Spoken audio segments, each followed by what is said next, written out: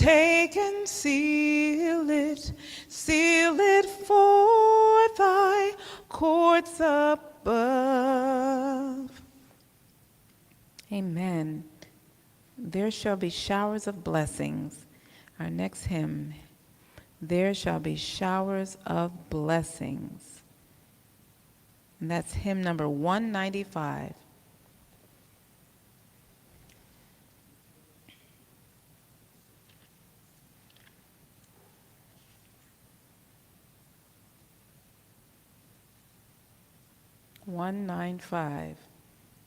There shall be showers of blessing. This is the promise of love. There shall be seasons refreshing, sent from the Savior above. Showers of blessing we need. Mercy drops round us are falling, but for the showers we plead. There shall be showers of blessing, precious reviving again.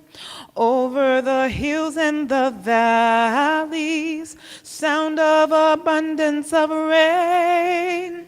Showers of blessing we need. Mercy drops round us are falling.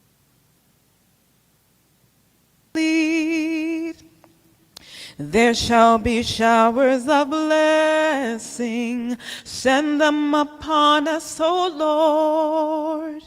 Grant to us now a refreshing. Come and now honor thy word. Showers of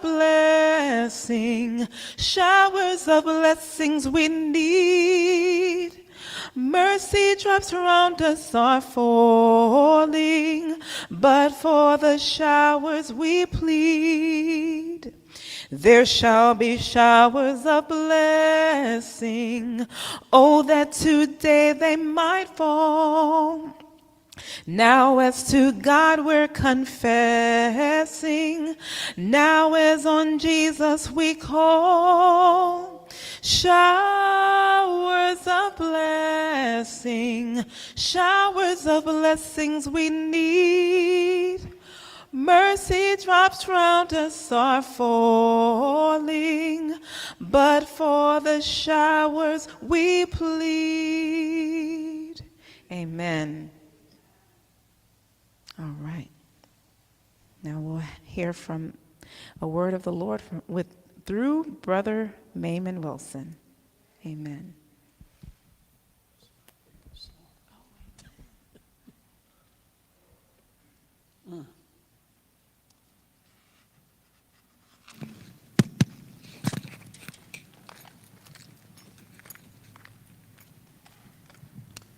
While they're getting set up, I'll just take advantage of the moment again.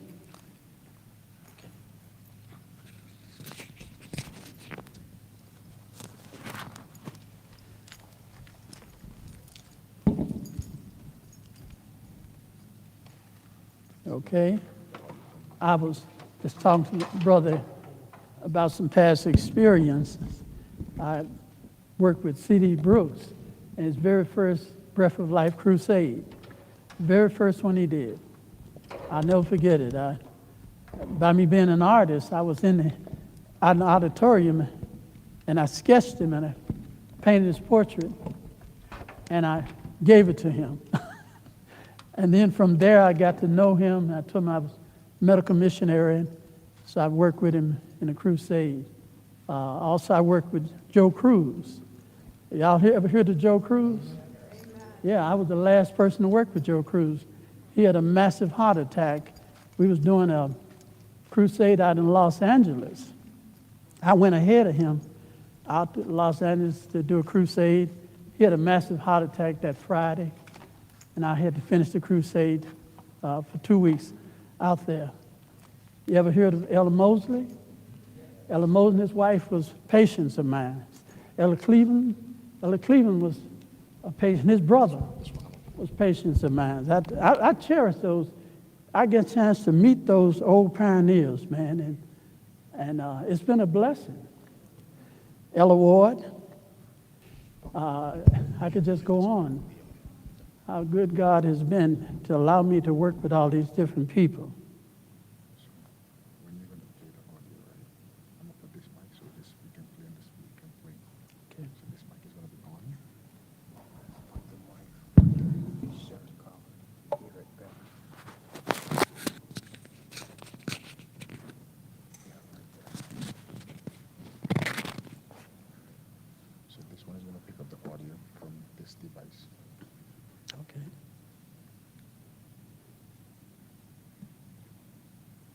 Or you can just hold the mic on the speaker here. Okay. Take this off and just put the mic here. This mic. Mm-hmm. You can set it there. It's not going to bother me. Okay. Okay, yes, like I said, I had an opportunity to work with those wonderful pioneers of the word. I never forget Ella Mosley.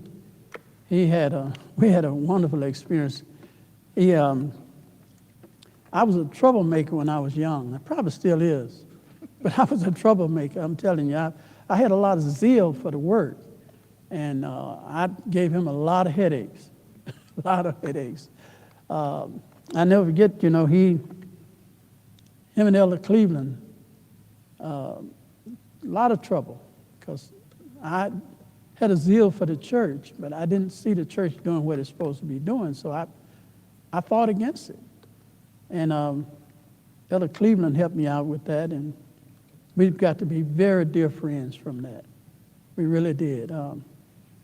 But Ella Mosley came up to my health center.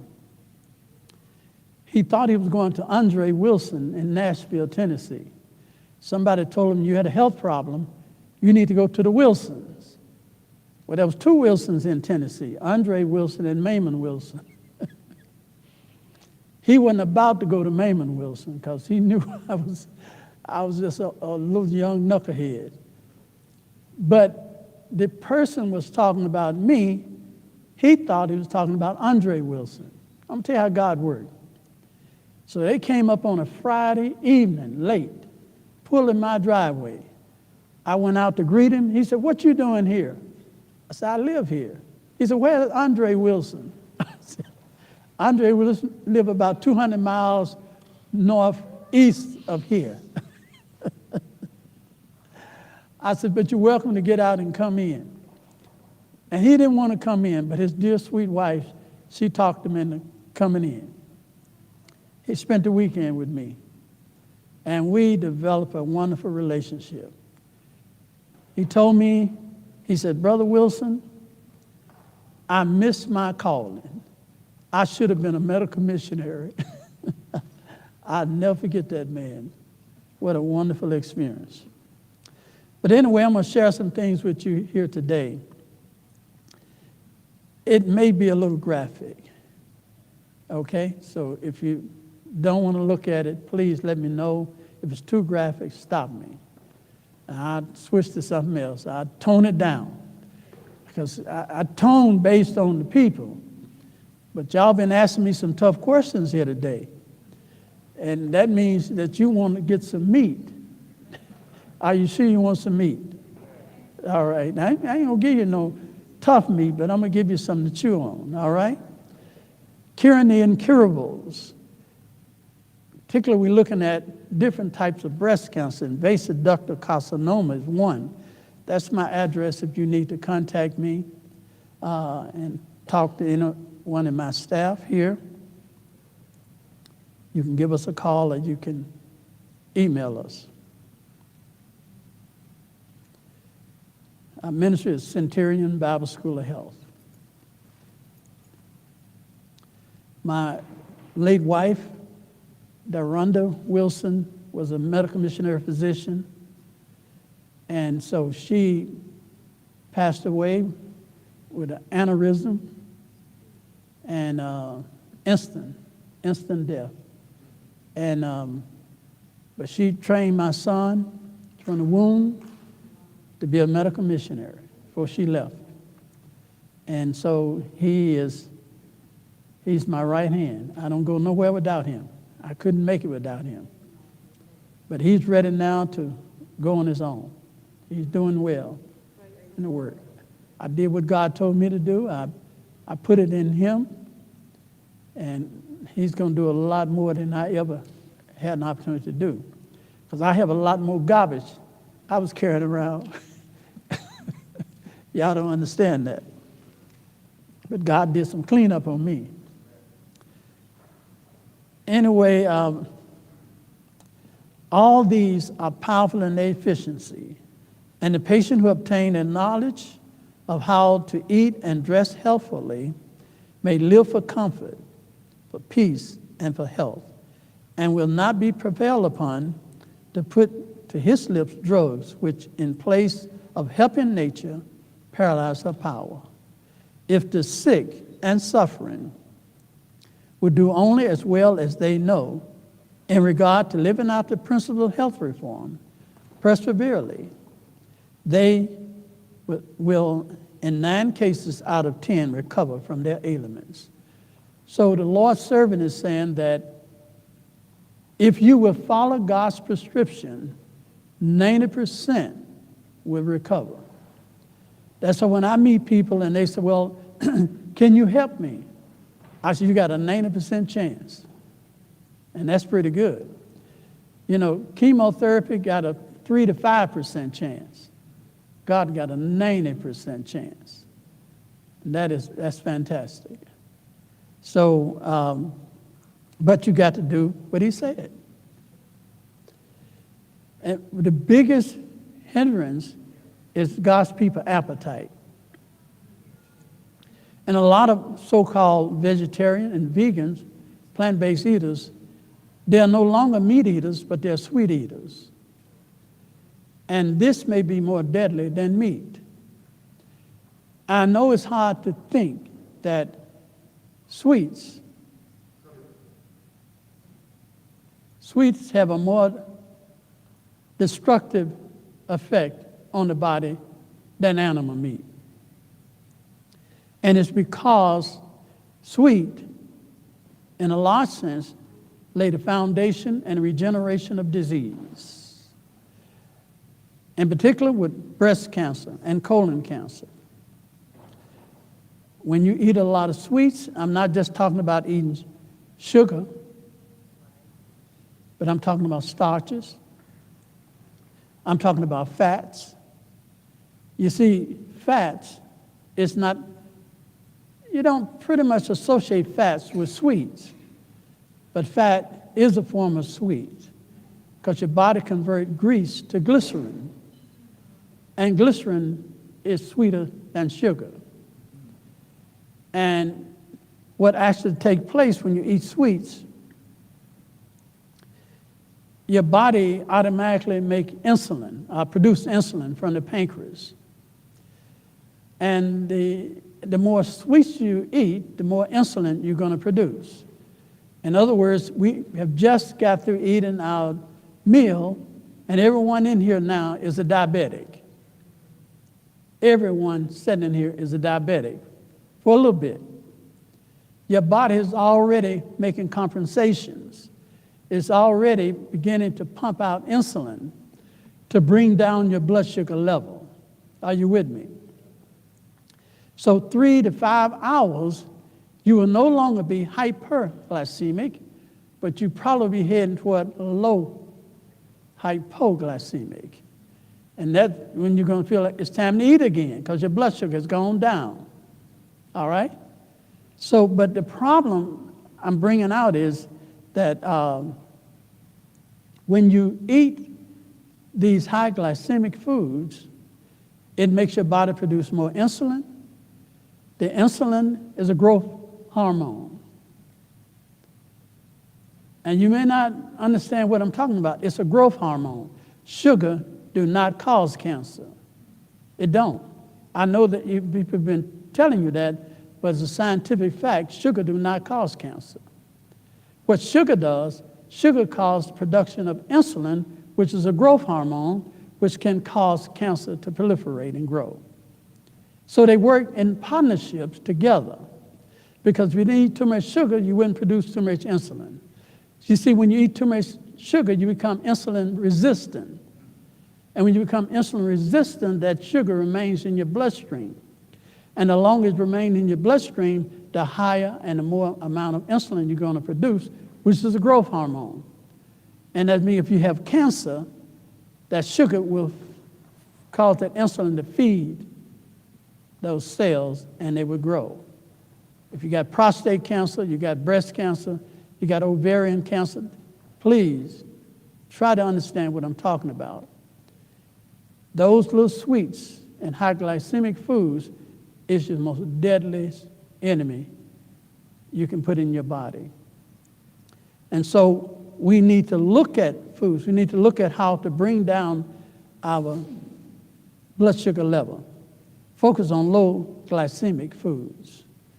And that way we won't trigger the high production of insulin. And so this is an area that most people don't look at.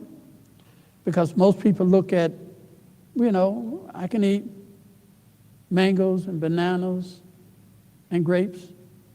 Fantastic foods. I had mango today. It was sweet, good, fantastic. But if I knew I had cancer, I would not have eaten that mango. I wouldn't have ate it. If I had prostate cancer and I knew I had it, I wouldn't eat no grapes and raisins. I wouldn't drink no fruit juices. I wouldn't do it.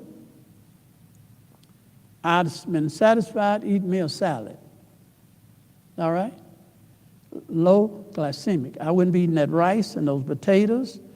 I wouldn't be doing it because I am feeding my system with something that's going to cause problems. Basically, what I'm talking about, there are two types of carbohydrates. You have complex carbohydrates and you have simple carbohydrates. Now, to better understand that, you know simple salmon. You only know one thing, and that's it. But you need to meet complex salmon. He knows a lot of different things. If you look at that the way you should look at foods, simple carbohydrates do not have the full composition of the foods. They do not have it. It's been extracted, denatured, devitamized, demineralized, depleted. So you're eating with a full stomach, but you're not getting the full nourishment. Your body is suffering from severe malnourishment. But if you get complex carbohydrates, you get the full spectrum of the nutrients you need to eat. So we need to be very careful in choosing our foods. It has been said that we eat ourselves to death on a full stomach. And the only way you're going to change the course of disease, we're going to have to change our habits of eating. Most of us, we eat too much food. We don't need that much food to eat. But most people eat to gratify an unnatural craving to feel a desire of being full.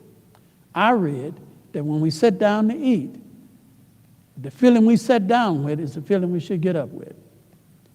If you sit down to eat and you get up drunk and I feel like you're drunk, you've just sinned. And you know that ain't good. So, but it's going to take discipline. It's going to take discipline not to overeat because eating is addictive. It is. And the high glycemic it is, the more addictive it is. And so we are hooked on eating these refined foods, syrups, and sugary and sweet type foods. You see, cells go through what we call a doubling time. It's the time that the cells have time to double in its size, to grow. Insulin is what caused the doubling time to increase. And you really want to be careful with that because a lot of times I work with a lot of really sick people, and I need to know the doubling time of every cancer. I need to know if you got prostate cancer, I need to know how many weeks will it take for that cancer to double in its size. You know why that's so important? is because it gives me a clue of how much time I got to help that person. Because if that counselor is doubling every 2 weeks, then I know I'm pressed to try to get things going. And so some doubling times are slow, some are fast. But in order for you to know that, you need to understand each disease and the doubling time. And so this one is ductal carcinoma in suit. Now that's a type of breast cancer, ductal carcinoma in suit, that's the DCIS. It affects about 50,000 women in the United States each year, making it one of the most commonly diagnosed breast cancer. The name refers to abnormal cells in the lining of the milk duct, ductal carcinoma. The good news is that these cells are contained within the duct. Now, technically, we don't like understanding this stuff because it's difficult, and we don't like difficult stuff. But you need to understand this. The reason people don't know what to do about disease, they don't understand the language of disease. Now, if somebody has ductal carcinoma in suit, that's a better prognosis than one that has spread it, because that means it's contained within the duct. It's in suit. But if it's infiltrating, that means it has broken out the duct into surrounding tissue.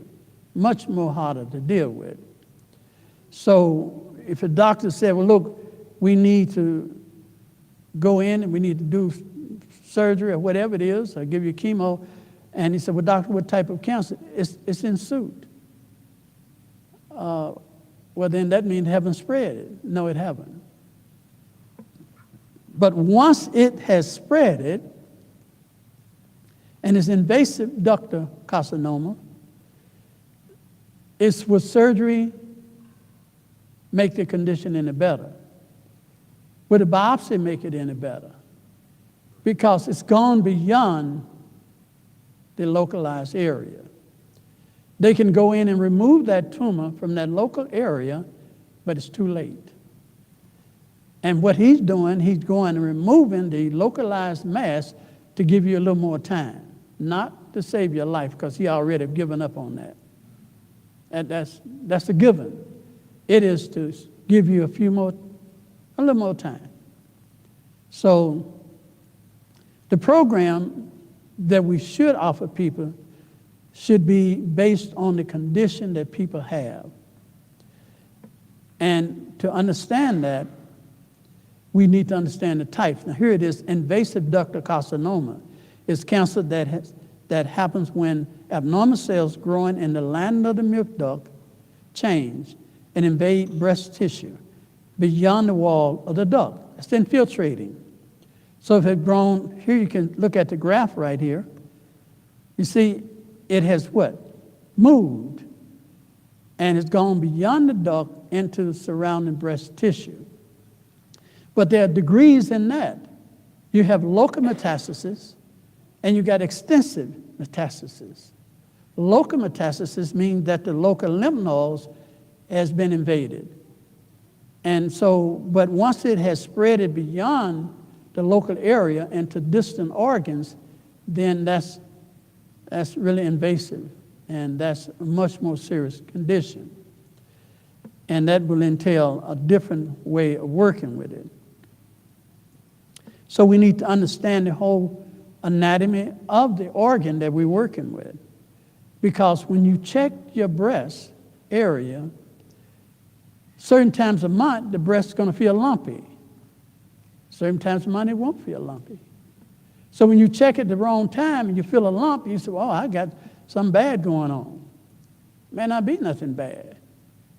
It depends on the time of month you check your breast. And then when you find a lump, you need to be knowledgeable enough to know how to ascertain, get a pre-estimate of what type of lump it is. Now, let's see what I'm talking about. You put your finger on your nose right here and you rub it over your nose. If you can remember how that feels, and then put it on your eyeball and rub it over your eyeball. Remember how that feels. They feel different. The one your nose feel anchored, like it's got roots holding it. The eyeball, it just flow right over the eyeball. It's floating. A benign tumor has no roots to it. So when you touch it and move it to the left and move it to the right, up and down, it's floating. That's a benign tumor. If you take it between your finger and try to move it to the left and move it to the right, and it don't move, it's got a little pull to it, that's a good possibility that's a malignant tumor. So that kind of gives you a head start of your most educated doctors, all right? Do you understand? And you got to be proactive. If you don't, you're going to be an experiment. It's just what it is. Like other breast cancers, ductal carcinoma is lumps that your doctor can check, exams. You got different mechanisms where he can check it and see, if it's malignant. But the only one that really can ascertain its cancer is a biopsy. I don't care, we can do all the scans in the world. It's an indicator. It will not tell you you have malignant cancer without a biopsy. This proposed another problem. Okay, now you've been offered to get a biopsy, needle biopsy, surgical biopsy. And the doctor said, you need it. You need to ask yourself, why do I need a biopsy? And the doctor said, well, you need to know so we can determine what type of chemo to give you. They need to know so they can grade that tumor. They can see what stage that tumor's in, so we can give you chemo. Well, you say, doctor, I'm not going to take chemo. Well, if you're not going to take chemo, why do you need a biopsy? Because that's the conclusion of the matter. Are y'all with me with this? The only reason they want to do that is to determine the type, because there are many different types of chemo or radiation. Now, let me get off of chemo. Let me talk about radiation. There are different types of radiation treatments. One radiation treatment, it creates a lot of collateral damage. A lot of collateral damage because they can't control the beams. And they could end up damaging something else. But they do have a more precise radiation that is more precise. So, you need to look into that. Surgery, you will never be able to cut out all the tumor. Doctor tell you, we got it all. He lying. He lying. He just lied. It's totally impossible to cut all cancer out. Cancer is systemic. The Bible said the life of the flesh is in the blood. He cannot cut the blood out. So forget about that. And the life force is in the blood. If he cut, he's going to expel some blood. When he go in and cut, he's cutting through blood vessels and everything. And blood going to be released. And that can, be a means of spreading and causing some other problem. So we need to know what are some of the signs of ductal carcinoma and other breast cancers. How can we evaluate what we're dealing with? We need to know the type of breast cancer. Because they could be, they're all different. We need to know, is it HER2 breast cancer? Well, if it's HER2, it can be HER2 positive, it can be HER2 negative. Well, what is the difference between HER2 positive and HER2 negative? Let me tell you something. I have not spent not one moment in medical school. Not one moment. But now I talk to doctors and medical people all over the world. They think I've been to medical school. I ain't been to no medical school. No. But I'm not stupid. The people that built the White House were slaves. They'd never been to school to learn how to do any type of that type of work. They don't know how to do that. They don't know how to read a blueprint. They built the White House. All right? Most of your infrastructure is built by uneducated people. I know of a case, a biblical case. There was a man, a very smart man. He was determined he was going to curse God's people. And God took a dumb ass to try to save his life. And if God can speak to an ass to save a man's life, then we are much valued than an ass. Are y'all with me? So God can teach us. So we need to know if it's triple negative. Let me go back to HER2. Now, HER2 negative and HER2 positive is two different types of breast cancer.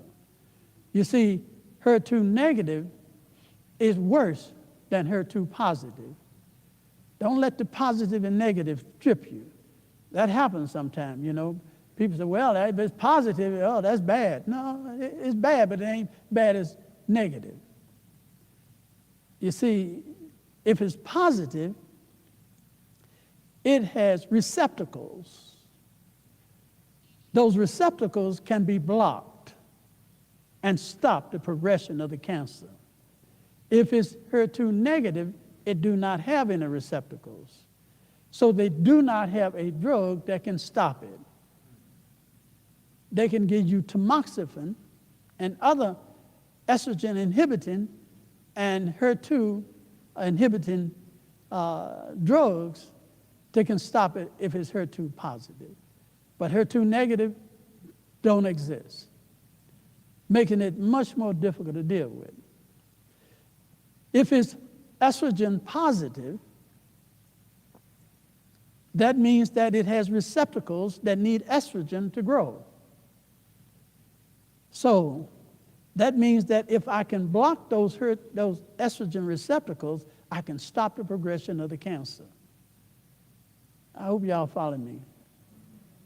So that makes estrogen positive, hormone-driven cancer the easiest type of cancer to reverse, because you can give a person inhibitors, estrogen inhibitors, and you can stop it. Now, how did I learn this?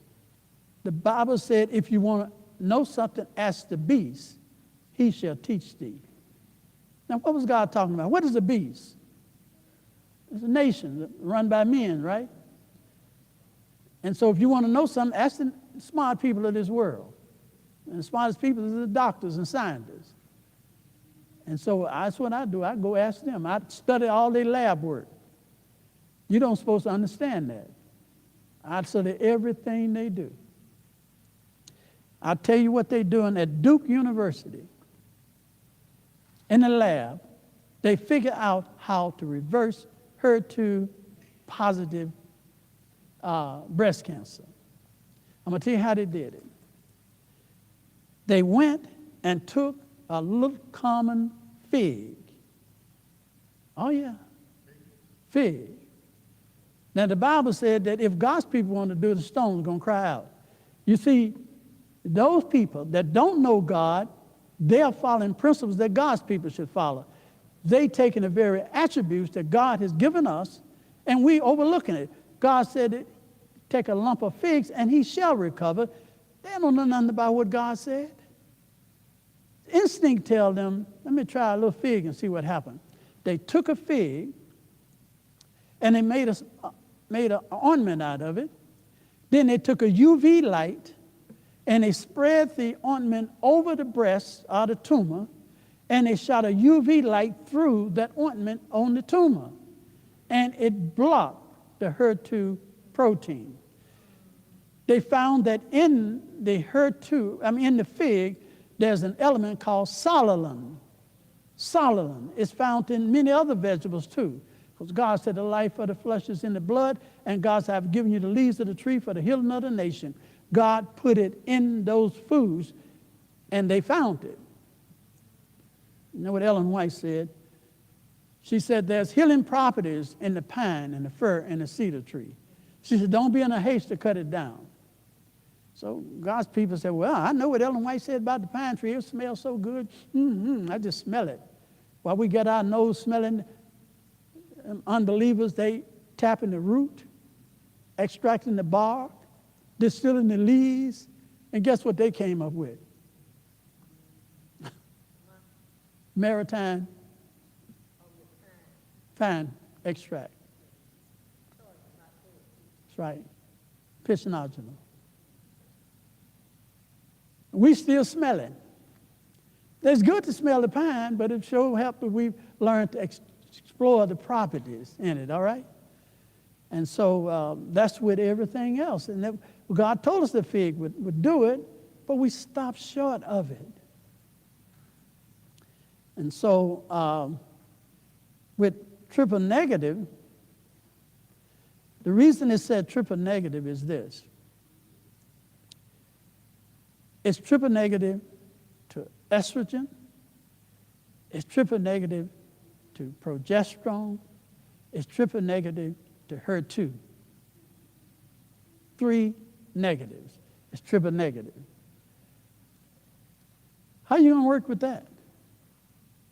That's the most difficult one in the world to work with. Somebody have triple negative breast cancer. Because there is no drug going to stop it. How do you stop it? The only way is the immune system. God has put in the immune system the composition to stop any foreign invader enter into the system. Anything that is not of self is considered an invader, an enemy of the body. And God, immune system, are soldiers on the war against invaders. I got a biblical quiz to ask you. When God created Adam, and he made him complete and whole, all the blood vessels and all the organs and everything working in sync, did he create him an immune system? Now don't answer that too fast. This is a trick question. Did he create an immune system? What is the purpose of the immune system? To fight against bacteria, virus, disease, and sickness.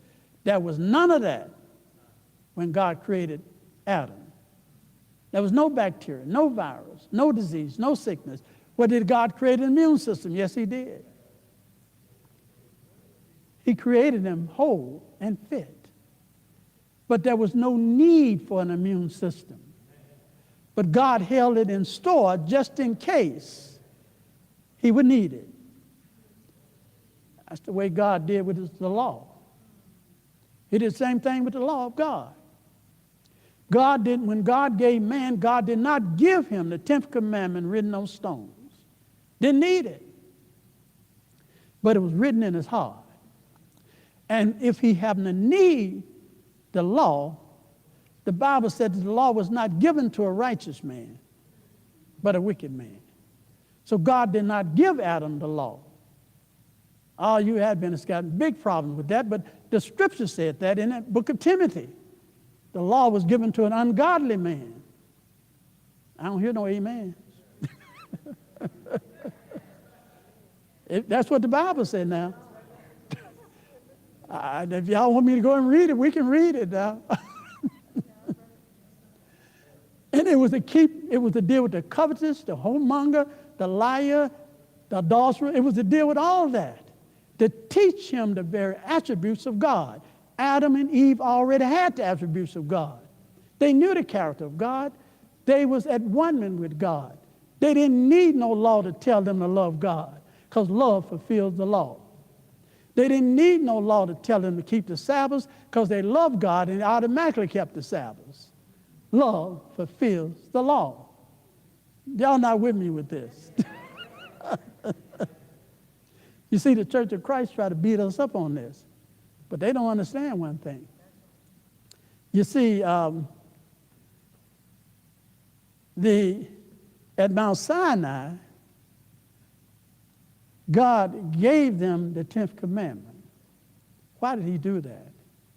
They was little children fumbling around trying to figure things out. Been contaminated over 400 years in Egypt. Their mind was twisted. They lost sight of the sacredness of God, and that law that was embodied in them, in their mind, in their heart, they lost it. They no longer had the law written in their heart. They had to have a table of stone as a schoolmaster to teach them the very character of God, because they lost the holy, sacred character of God. They lost that. And so God then gave them what? A transcript of his character. And he said, and the law is your schoolmaster. Oh, y'all better stay with me now. The problem is, they teach us that the schoolmaster was nailed on the cross. Ellen White says, and not only the ceremonial law, but the moral law written on stone was our schoolmaster. Now, you preachers ought to know what I'm talking about. So we don't need no law written on stones if you got it written in your heart. Are you with me? Now, if you don't have it in your heart, you need some stones. You're going to need it. Now, see, the reason why they need it on the stones is they could go check. They could check on the stone and say, am I adulterous? Am I a liar? Am I covetous? And they had to read and study and learn that. But if it's in your heart, you don't have to learn it. It's part of you. It's who you are. And so God said, don't need no more schoolmaster. So he took it away. He said, but now I want to write it on the fleshy tablets of your heart. I want to bring you back to where Adam and Eve was. I'm just dabbling a little with the message of 1888, Righteous by Faith, by Ella Wagner and Jones. I'm just touching a little bit of it. That's the message that was rejected, because it entails much more than we've been taught that it entails. It entails total dependence upon God, that God can run his church from heaven. Do y'all believe that? Let us not be like Israel and say that we want a king to rule us, to protect us. That was an insult to God, wasn't it? And God was the king. And that was too much burden to put on Saul. Where too much burden? That man had a heavy responsibility to be a protector of God's people. He felt it was his responsibility to protect them when God was their protector. He took the place of God.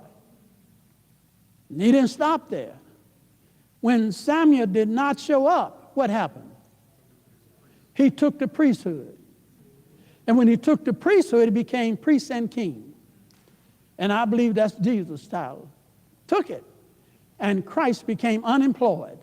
In other words, the people had no more need for him. He was willing to share the kingship with him, but he said, you can't have the priesthood. Took it. At that point, it was finished. And so, let me stop preaching and get back to my message here. Sometimes I don't know what I am. You know, and Lord, is a doctor, is a preacher today. Which one is it going to be? Most breast cancers are 70 to 80%. They start in the milk duct. And they can grow and they can get really large. And this is where the problem is right here. If that tumor is in suit right here, it's a little better. But if it's infiltrating, that's bad. That's bad. That means it spread it. And it broke through the wall and it spread into other lymph systems, and there it can go to other organs and cause a lot of devastation in the body. So you need to ask the doctor, is it in suit or is it infiltrating? You'll blow his mind, you ask him that, because he don't think you're supposed to know that. How many of you had prostate tests done? And you go in there, you hear somebody said, well, the doctor said, your PSA is 9, and it should be 6, at a perfect world, 4. Yours is 9. You need to have your prostate glands removed. You need to go and get some allopathic treatments. You need this quick, because I'm afraid you got prostate cancer. He never stopped to tell you that as long as the PSA is below 12, it's considered investigational. Now, what does that mean? That means that I can have a PSA of 11 and it's investigational. That means that good urologists should be observing it and watching it and monitoring it to see, will it go 12, 13, 14, 15? Once it starts doing that, now the red flags come up. But investigational, he shouldn't do nothing but tell you to make some changes in your lifestyle, change your diet, and let's see, can we bring it back down? But a lot of men have panicked and ran and got these invasive treatments because the doctor said, be proactive. He didn't tell them that proactive means destructive, because once it happens, you can't reverse it. And that's the end of it. It may not be a big deal with you, but he's impotent for life. He's finished. You ever seen a horse when they gild a horse, a stud? Gild him. I had horses, you know, and you see a stud horse, he got a big, thick neck, and he got his tail all pushed up in the air, and he's just prancing around like he owned the world. Gild him and see what happens. He's just as gentle as a filly. Changed his whole nature. Like I said, now I'm telling you, brothers, don't run and get this thing done now. Then call me and ask me, can you fix it? I said, you can't fix that. And you cause problem in the home life when you do that. So once it has spread to other parts of the body, it makes it a much more difficult situation to deal with. And so you're really going to have to work with it. Notice the nipples. If there's any discharge from the nipples, that could be some problems. The dippling, like an orange peel in your breast, kind of got the texture of an orange peeling. That's also not a good sign. If the nipple become inverted, now you can be born with inverted nipples, but if the nipple invert, that could be another bad sign.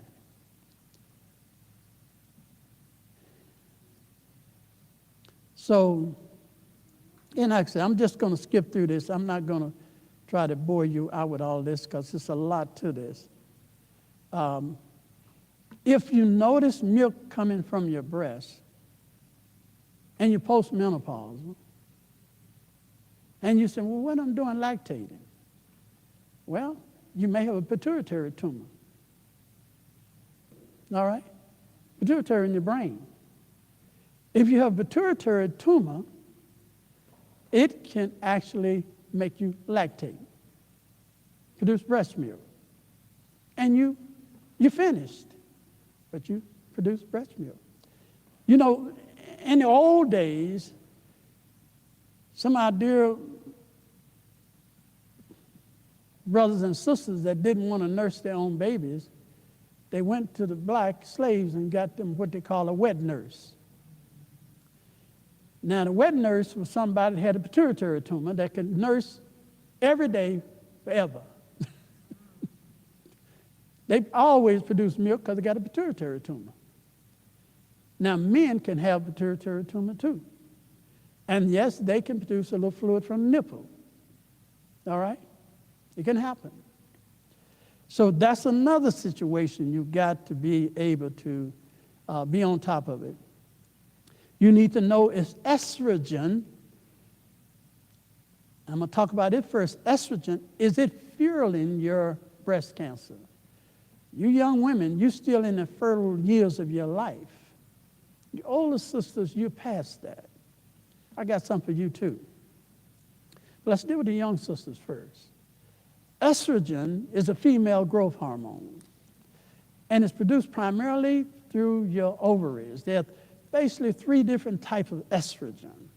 Some estrogen is produced from toxic waste, some from fat, too much adipose fat in the body.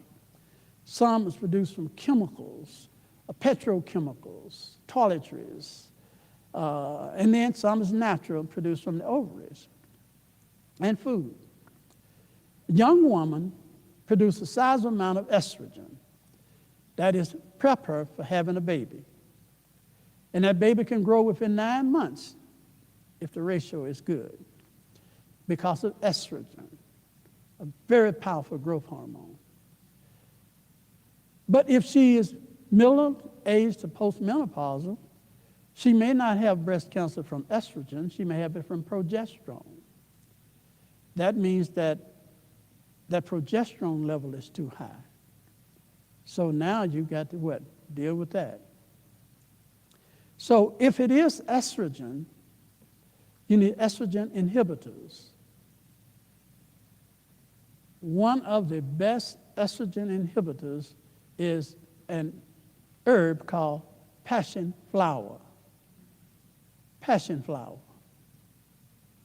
Passion flower, they extract a natural chemical from passion flower called cryosin.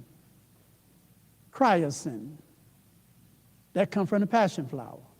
And passion flower grow all around where I live.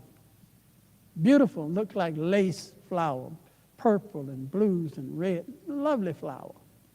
And they grow in the Caribbean too. And so cryosin inhibit estrogen. If you cannot get passion flower, you can get another very potent herb that will block 70% of estrogen. It is called Easter lily flower. Every year, around Easter time, they sell Easter flowers, right? Beautiful flower. A few days after it's over with, they give you the flowers because they can't do nothing with them. It's just one day in a year. I go and I buy up all the flowers and they give them to me and I take them home and I turn it into a water extract. Very good for ovarian cysts, too much estrogen in the body, just make a water extract out of it. Really good. Now, the other key component is body fat. If you carry too much body fat, your fat can be converted to estrogen. In other words, it's a weak form of estrogen, but you have it every day of your life. So every day, you're inundating your system with estrogen. Even when you're in postmenopause, you're still producing estrogen. So you want to be mindful of that. If you tox it, same thing. If you're using petrochemicals that mimic estrogen, that's a bad problem. So you need to be aware of these things. We talked about estrogen positive, so I can go on through that. Another big problem is when they go in and they remove your breast, they want to take out the lymph glands. There is a lymph called a seminal lymph node. Tell them to leave that one alone. You see, the seminal gland is the captain gland. It regulates the fluid through your glandular system. If they take it out, you're going to end up with something worse than cancer. You're going to end up with lymphedema. Lymphedema means that you're going to swell, your arm going to swell, your leg going to swell with fluid, and it can't regulate it out. It just swell up like a balloon. And eventually, it will seep into your lungs, and you end up dying from congestion. So, you know, they want to take it out so they can do a biopsy on it. But if I was you, I'd tell them leave that alone. And here you can see what I mean. See, they took it out, and that arm is swelling, that fluid don't have nowhere to go. And it's a very difficult thing to work with because you can't fix that.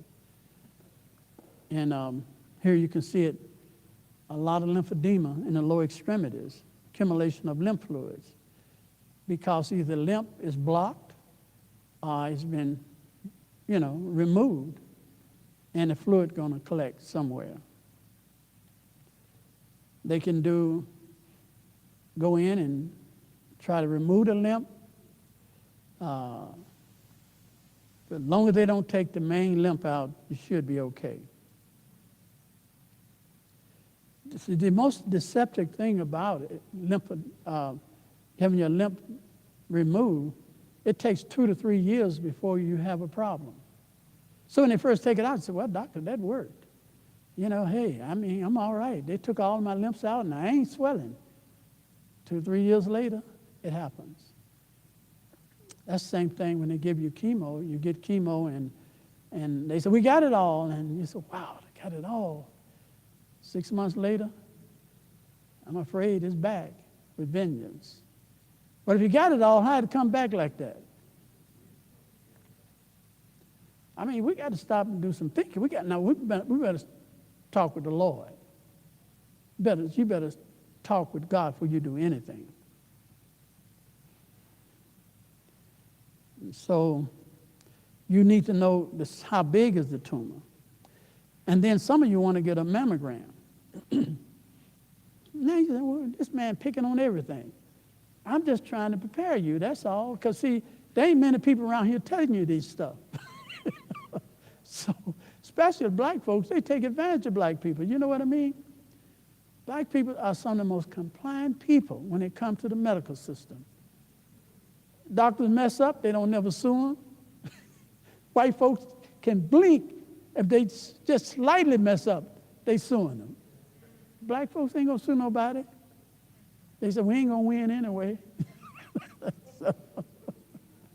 But anyway, mammograms, tumor dimensions are estimated by a physical exam or mammogram, an ultrasound or MRI of the breast.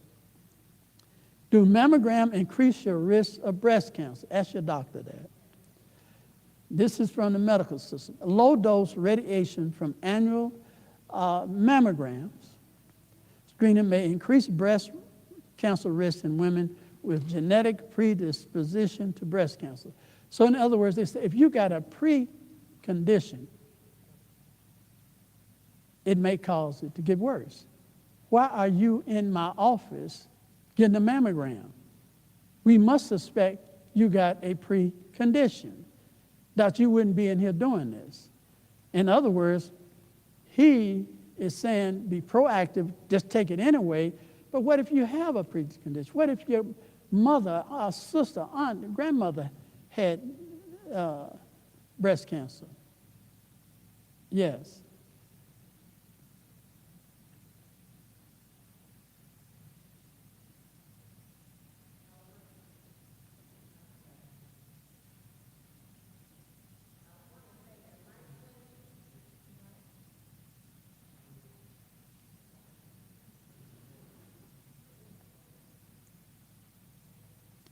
Okay, while she's getting that lined up, I'm just saying that if you have a precondition, it may be dangerous to do this.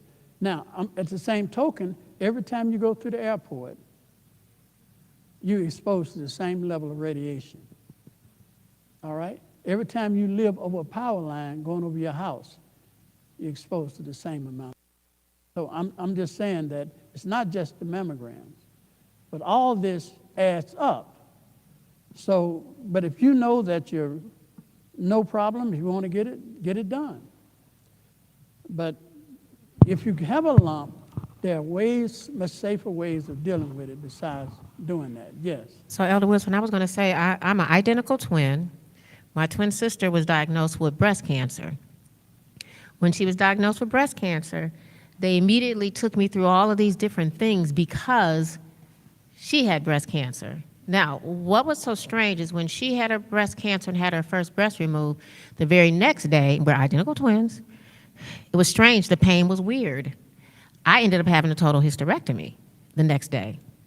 Now, they tested me and found out that I tested positive for BRCA. You know they wanted to remove both my Both breasts breasts. and everything. Well, I fought through that because I felt like, well, just because I tested positive for BRCA, that does not mean Right. I'm going to have the same result as my twin sister. I find that now still I get still a lot of doctors still coming to me and, you know, asking different things, because then you have to do the mammogram test and all this kind of stuff. And that's when I found out that the mammogram tests were really more dangerous to me than me going to do it, because as you smash That's right. the breasts, any possible cancer could spread. What do you tell people they should do then if you have this thing that they call hereditary, you know, because I didn't want to own that kind of stuff, and I still don't own it. What do you recommend we do if we have that supposed history in the family where it is flowing through like that? I'd be more than happy to comment on that. Every 7 to 11 years, you get a brand new body. That's a medical fact. Every 35 days, you get a brand new heart. Every 45 days, you get a brand new set of lungs. Every 120 days, you get a brand new blood supply. Every 7 days, you get a brand new pancreas. What I'm simply saying is, every day you die, and every moment you're being revived. The body is in a state of death and recovery. And so, what I tell that person is, don't worry about something being genetic. Worry about you can change the course of disease by not following the same habits of your genetic ancestors followed. God will renew your body. That's what it means by being born again. Not just spiritually born again, but your body is born again. You see, God created us to live forever, and he never went back on that. I look out here now, most of us is not over 7 years old. I mean, I just turned 77 a week or so ago. And I am not older than 7 years old. I'm a little infant. I'm starting all over again. On the 17th of August, I had a birthday. That means it's time for me to what? Start being a toddler again. God is amazing how he do that. The only reason we decay and die is because we commit suicide. We eat ourselves to death. We don't get enough rest. We starve our system to death because we're not systematically replacing nutrients that our body needs. And our body's inundated with disease and bacteria because our immune system is incapable of fighting against it. We can slow down the progress of disease and sickness by taking better care of ourselves. I tell everybody, I feel as young as a 25-year-old man. I do. I can do anything a 25-year-old man can do. You can come and work with me on my farm. I can work. I may be hobbling around, but I can work. I love work. I worked this week. Me and my son, he'd be right out there with me, and I work right there with him. And I don't ever ask him to do something I won't do. I do everything he can do. If he don't watch it, I'll do it better than him. Because I done learned how to be smart in doing it, okay? But I'm simply saying you do not have to succumb to being all broke down and, no. Old age don't have to happen. So I'm just telling you, sister, you renew your body every day. And you don't have to worry about that passing on through the genetic traits. No. Yes. So then, how do I work with a 36-year-old, my oldest daughter, who's been diagnosed with lupus? And no matter how we try to get her to change, well, she is working with changing her diet. So that is taking place, but I'm seeing each time she goes back to the doctor or when I see signs of different things, I can tell it's getting worse. So I'm trying to figure out what I could do to guide her when it comes to this? Because of course, you know, when you go to the doctor, they want to do blood transfusions, they want to do all these different things because the autoimmune type situation. How do we handle that? Well, lupus is a situation a lot of black women have. White women get it too, but more so among black women. And it's different types of lupus. The worst type of lupus is when it attacks your internal organs. You had a type that just give you the butterfly rash, gives arthritic type pains. It's not as bad. But anytime it's going to attack your inside organs, it is serious. And so it's come from an imbalance of hormones. You got to really work with those hormones to get them back in balance. I spend most of my life as a medical missionary wanting to be a female doctor. I really wanted to be a female doctor. Y'all just don't know. That was my passion. I studied so much about a female's body. And I've done things that I hope to never had to do again. I've taken stuff out and moved stuff. I've done it because I really wanted to be a female doctor. I've taken all type of vaginal polyps and everything out. And then somebody walked up to me and said, "Do you know what the spirit prophet said?" I said, "What's that?" "Men don't supposed to be female doctors." I said, "Oh, man." And I believe everything that old lady said. You know what I mean? And I said, "Oh, wait, what you talking about?" She said, "No, you're supposed to be man doctor and women's supposed to be women doctors." I said, "What am I going to do with all this information I got?" So I learned to teach the sisters how to do it. So yes, I do understand hormonal conditions, how to bounce those hormones back and to reverse the course of lupus.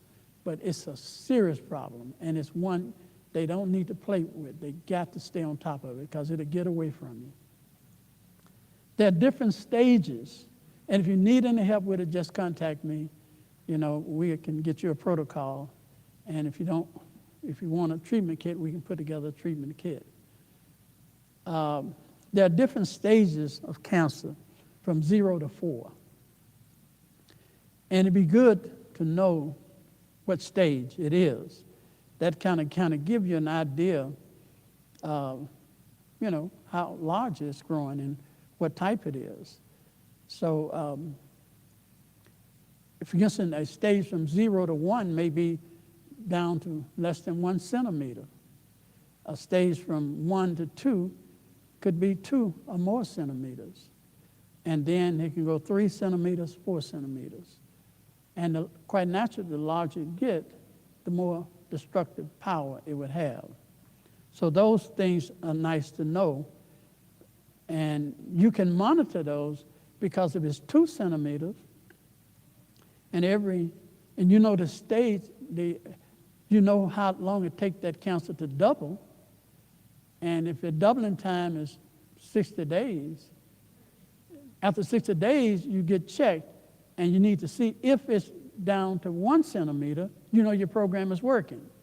I don't just eyeball. See, I want to know. I let the person get a medical checkup. I work with the medical system. I said, go to your good-natured doctor, have him to do a check to see how large your tumor is. Then we're going to know what type it is. We're going to know the doubling time. And then we're going to check every 60 to 90 days to see if it's growing beyond that staging period. If it's staying below that staging period, then we can feel that our program is working. If it's not, then we need to change the protocol.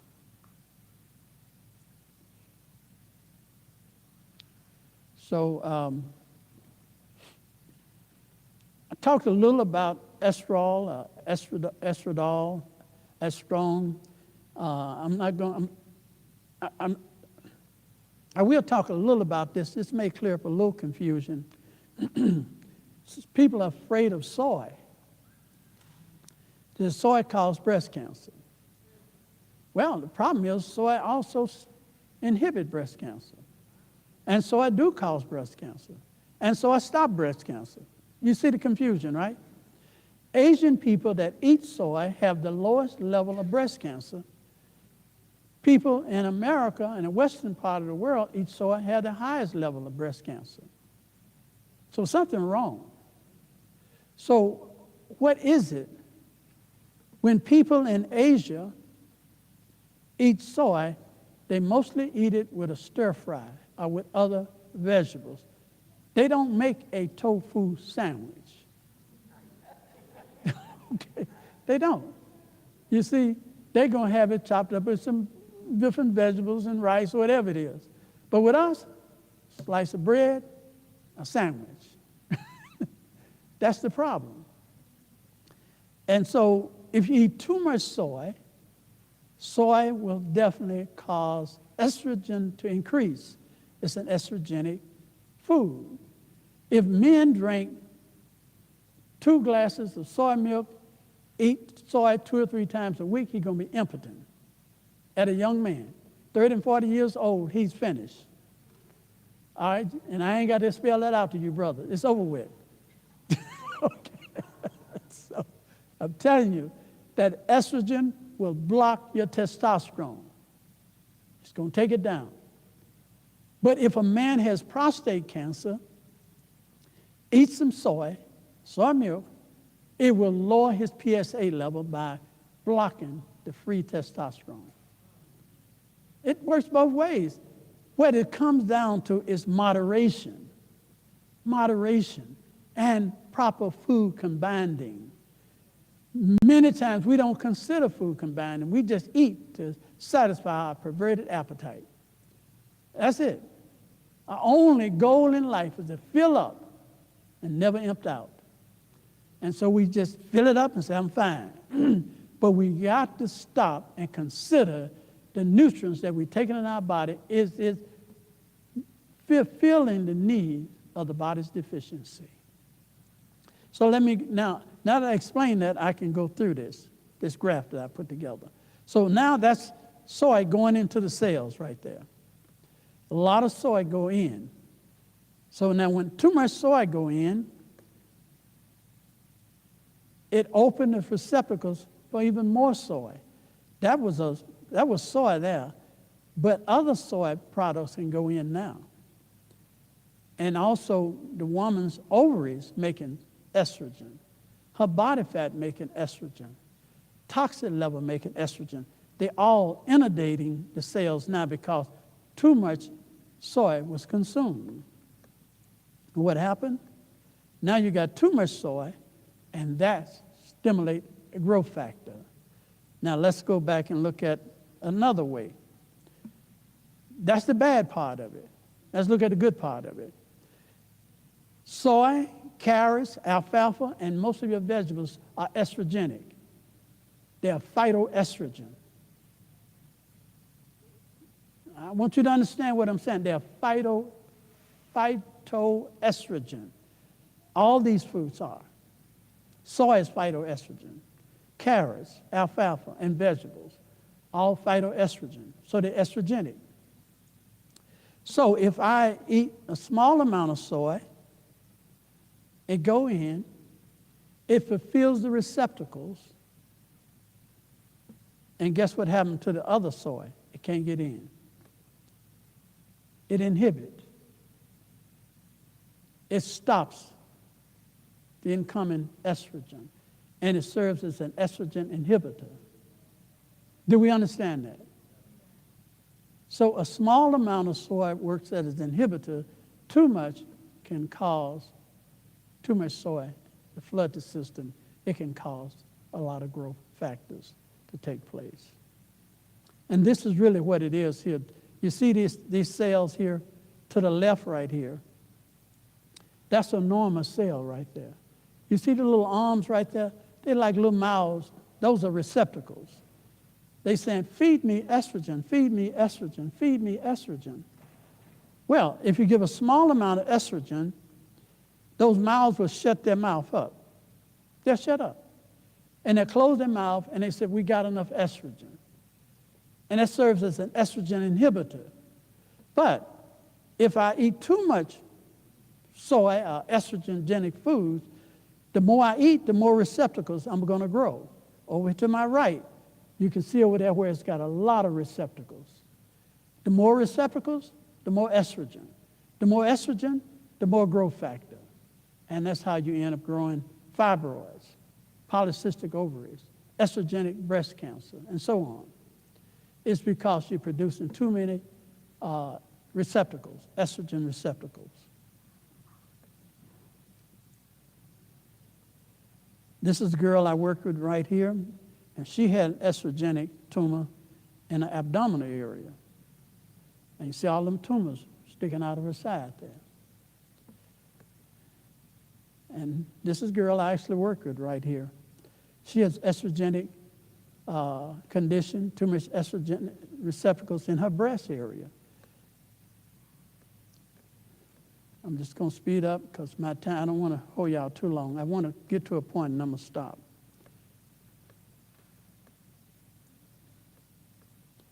So a lot of this I covered. Doctors can take advantage of the receptacles present either by using an anti-estrogen drug such as tamoxifen, or you can use natural estrogen blockers that block the receptacles. They both do the same thing. It's just that there's no adverse side effects with the natural ones. And jam the estrogen growth factor by using drugs such as aromatase inhibitors that lowers your body estrogen level, deprive the cancer cells of fuel, so it won't grow. And so this is a very effective approach for dealing with estrogen-driven type cancer. The problem is most of these tamoxifen and related drugs, they can also cause uterine cancer. And after 5 years of taking that, you could be creating a much worse problem. Once again, to drill it home, over here we can see estrogen, receptacles taking in estrogen. Over here, estrogen negative tumors. This is estrogen positive, you just seen. Over here to my right is estrogen negative. Estrogen has no function there at all because it's not driven by estrogen, so it can't get in. You got to have another avenue to deal with that.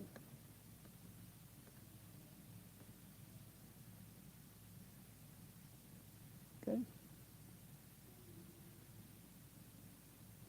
I'm going to just go through a little of the surgical part, and then I'll be bringing it to a close, and I'll open it up for questions.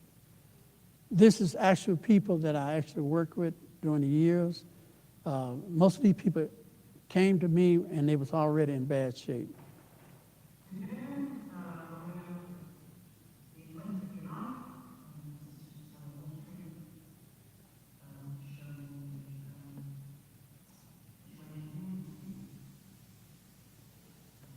Now, this person is over in the UK, and that's the breast right there.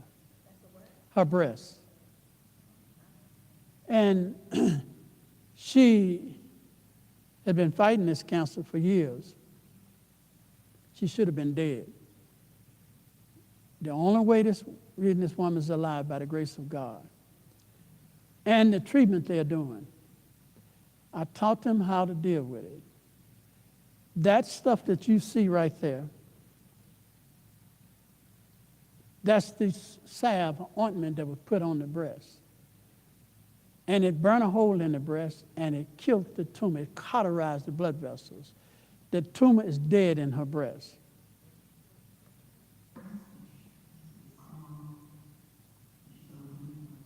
She's healthy. It just takes time for that tumor to fall off because we don't want to cut it off because you're going to cut blood vessels.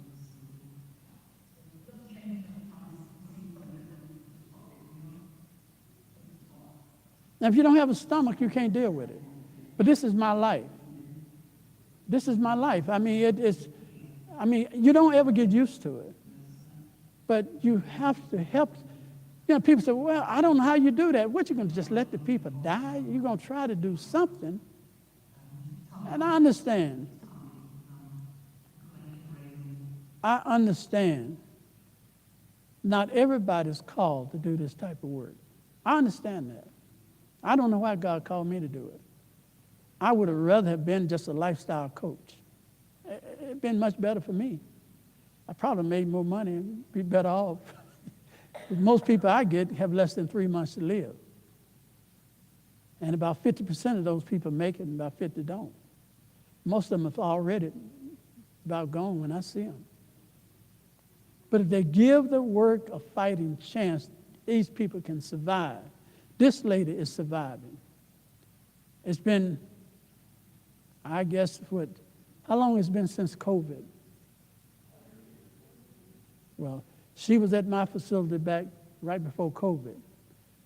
And so she's still alive, eating like a horse, good health, strength. She's doing real good.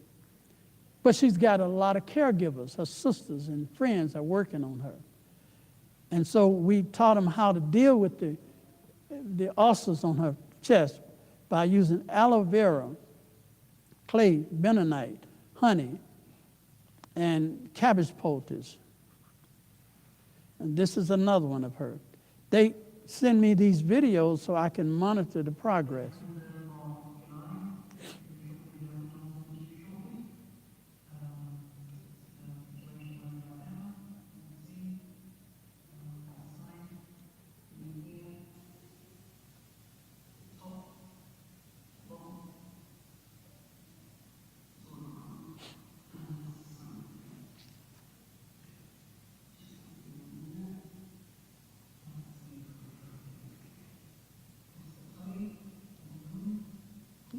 You see right there on the stomach right there. If it drain and run down, it's going to burn, and it'll start a new regrowth.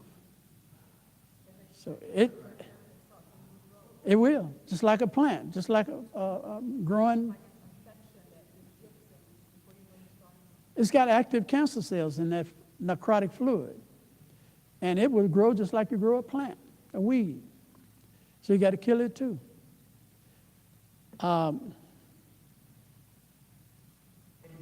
We use an herb called bloodroot, which is a proteolytic herb. That means it has enzymes to break down protein. Your skin mucous membrane is a protein. And this proteolytic enzyme will act on human tissue. It will not act on healthy tissue. It won't do it. If the tissue is healthy, I could smear it on any of you, and within 12 inches, there's no scar tissue, no dead tissue, no cancer. It won't do nothing. When I use it, I don't even wear gloves because I want to see if it burned me, I know I got a problem. I know I got a problem. I'd better do something about it. But so far, it hadn't been burning me unless I have a nick or a scar on my hand. But it will, any dead tissue activated, and it will burn, and as it burned, and the best way I can explain this to you, you ever had a splinter in your hand, and you didn't get it out. Now it's swollen with fluid around it, and you can't touch it. You go to bed one night, and all of a sudden, it done burst and drained out. While you were sleeping, your immune system was working day and night.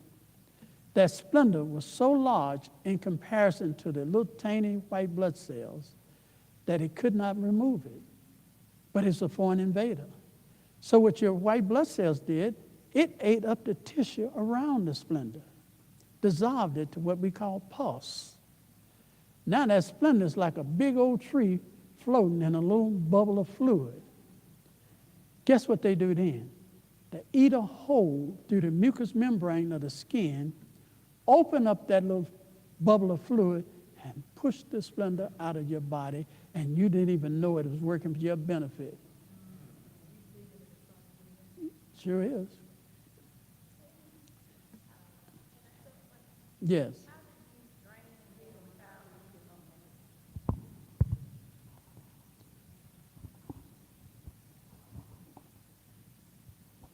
I was just following up on what you said about it draining.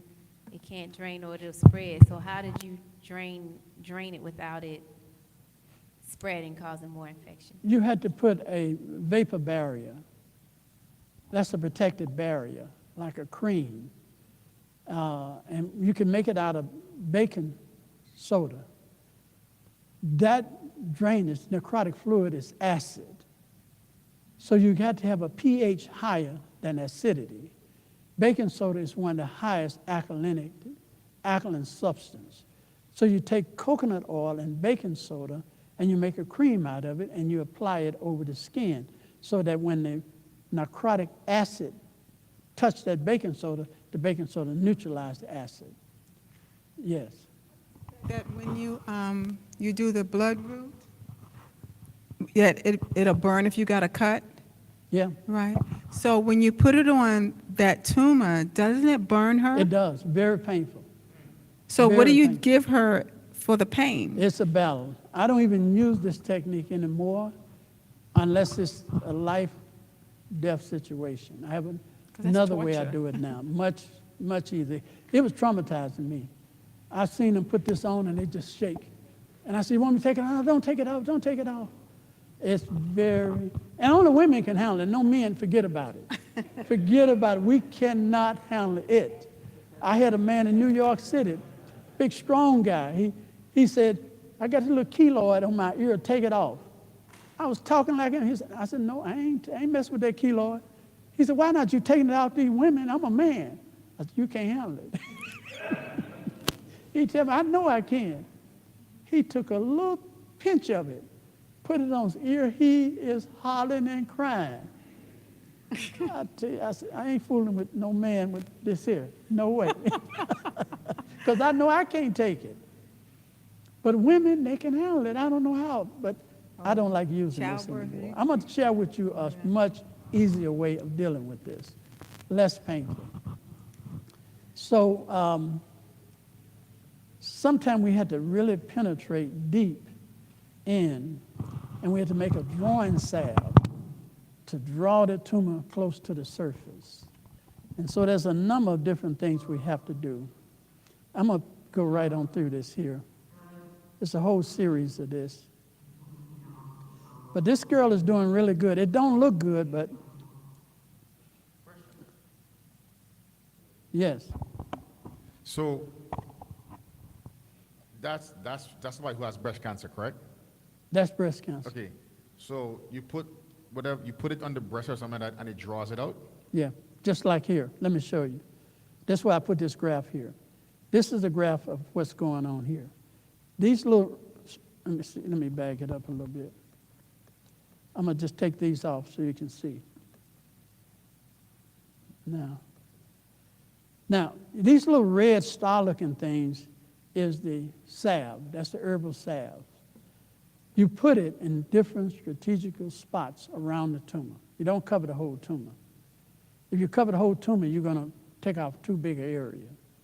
Just a little, maybe a fourth of a teaspoon, a little small amount, little tiny balls, just circling around the tumor. And what you do is, it's going to penetrate, and then it's going to pull that tumor right out. It'll cauterize the blood vessels. Dry up the blood vessels, that tumor going to fall off.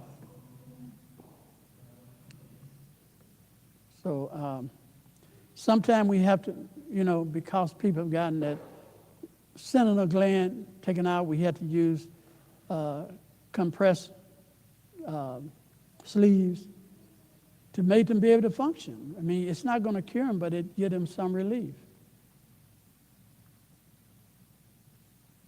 I think somebody has a question.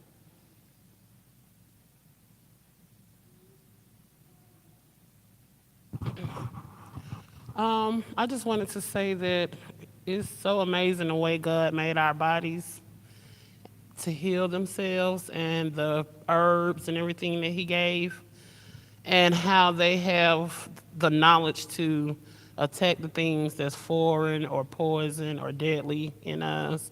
especially with these enzymes. I was studying about serapeptase for my fibroids. And I found out that you could take serapeptase and it'll go anywhere in your body and kill and break down any tissues or tumors that's not supposed to be in your body, and your body will just like flush it out. And I also, with this blood root, my dad had prostate cancer, and we found out about this company in the early 2000s called Alpha and Omega. And they used to sell blood root salve. And people were putting it on their tumors, and it was just drawing those tumors out, but it would heal back up nicely. And the government shut them down. And the way they shut them down, because they would show like graphic pictures Yeah. of the process and saying that it was burning people and giving them chemical burns, but they would never show the end results. And they had so many good reviews. You know, everybody was happy. Everybody was very pleased. Some people did say it hurt, but they were still happy with the process because basically their life had been saved and they were able to get out that cancer. Right. But it's just amazing the things that God has given us. You know, if you're worried about persecution, you're not going to do this work. You're going to find an easy way of doing it. You're going to be a lifestyle coach. I'm not a lifestyle coach. It's my job to get me in trouble. It's God's job to get me out of it. And that's a simple fact. I ain't worried about that stuff. All my job is to help the people. And I don't claim to be no doctor. I'm no doctor at all. Worst thing in the world. No. But I do know how to help people. And as long as God gives me strength, I'm going to help people. Now, another thing, these are used to be old authorized medical treatments. This is a treatment where a person got lymphedema or they got fluid in the lungs, and you simply can stack a lot of pillows up under their abdominal area, have their head below their backside, or you can take a chair and flip it on the other side and let them lay on top of it, and you let them smell some cayenne pepper being cooked in a cast iron pot. And you can imagine what that do. Make you sneeze and cough, and you're going to throw up all of that fluid out of your lungs and out of your stomach. Most people that die from pneumonia is because they cannot run a fever. If you can make them have a fever, keep that mucus thin, and get it out, they got a better chance to survive. So these are all used to be old medical treatments. They don't do it anymore. It's too time consuming, not enough money in it, and somebody can do it at home. One I really like is the one with you take a mattress and you slant it down with the head down low and let them lay on the mattress. And I thought I had the one with the cast iron skillet. I might not have put it in here. But that's that herb what I was talking about, chrysin, if you want to know how to spell that. Come from the passion flower. I'm just about finished, y'all.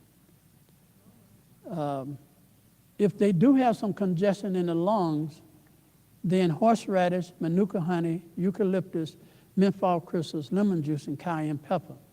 Make them a tonic out there and let them sip on that, and that will clear up any type of respiratory infection. It's really good for COVID, pneumonia, or any type of respiratory problem. It's going to go in there, yeah. These are bronchodilators, natural bronchodilators, yes. They sip it, yes. Okay.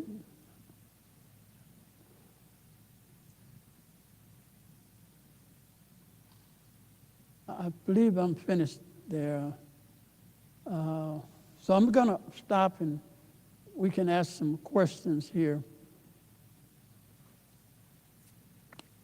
I'm just going to close it down. We can ask some questions, and then if we have a lot of questions, I'm going to have to sit down because I know it. I'm going to stay. If I keep it open, I'm going to keep talking. So.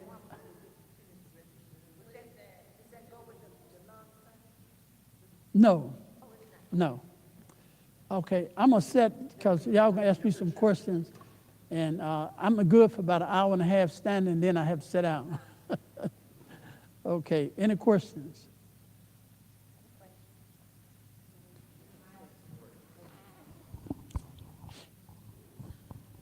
In regards to hormonal balance and knowing your estrogen, if your estrogen or progesterone is high or low, how do you know? I know you can take tests for that, but how do you know? Is there a best time?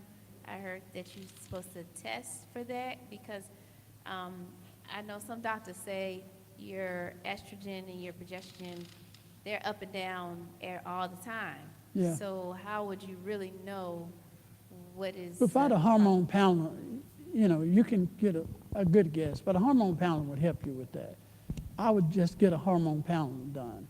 Now, you can check to see how many, if a woman in the fertile years, it's fairly easy. Find out how many days she's still on her monthly period, and find out if she's having any problems with severe cramping or heavy menstrual flow. If she's staying on her period more than 5 days, the estrogenic level may be a little too high. She having severe cramps, that could be another indicator. But other than that, you got to have a panel. I'm saying, anytime you're working with serious conditions, you need some medical interventions. You need to talk with some medical people. There are some really good doctors I work with that understand the implications of natural medicines, diet, lifestyle, and they will help you with it. Just don't go, one thing I tell people, don't go to the doctor and say, well, doctor, I came in, but I ain't taking no chemo, I ain't doing this drug, and I ain't doing that. He said, you better go down to the health food store right down the street because you're in the wrong place. You all understand what I'm saying? Don't go in there telling that man you're not going to do. And that's what that man is about. That's what he's been trained to do. Go in there and use some tact and wisdom. Go in there and say, doctor, I want to know, can you monitor my condition? And he might be more compliant. But the minute you go in there and tell him what you're not going to do, they red flag your medical papers. So you go to another doctor, and I'm going to go to another doctor. They send them medical papers right to the other doctor. You've been red flagged. So just be mindful. Yes. My question is on the hormones. I know the thyroid is important, but how can you regulate that without constant testing? And also, a second question related to that, what if it's not the organ itself, what if it's the pituitary that's not communicating with those organs? Well, all of those work together. Yes. But first thing I say, you need tests. You're not going to, you're just guessing. You're guessing. And then test someone is a guess. But at least you got something to work with.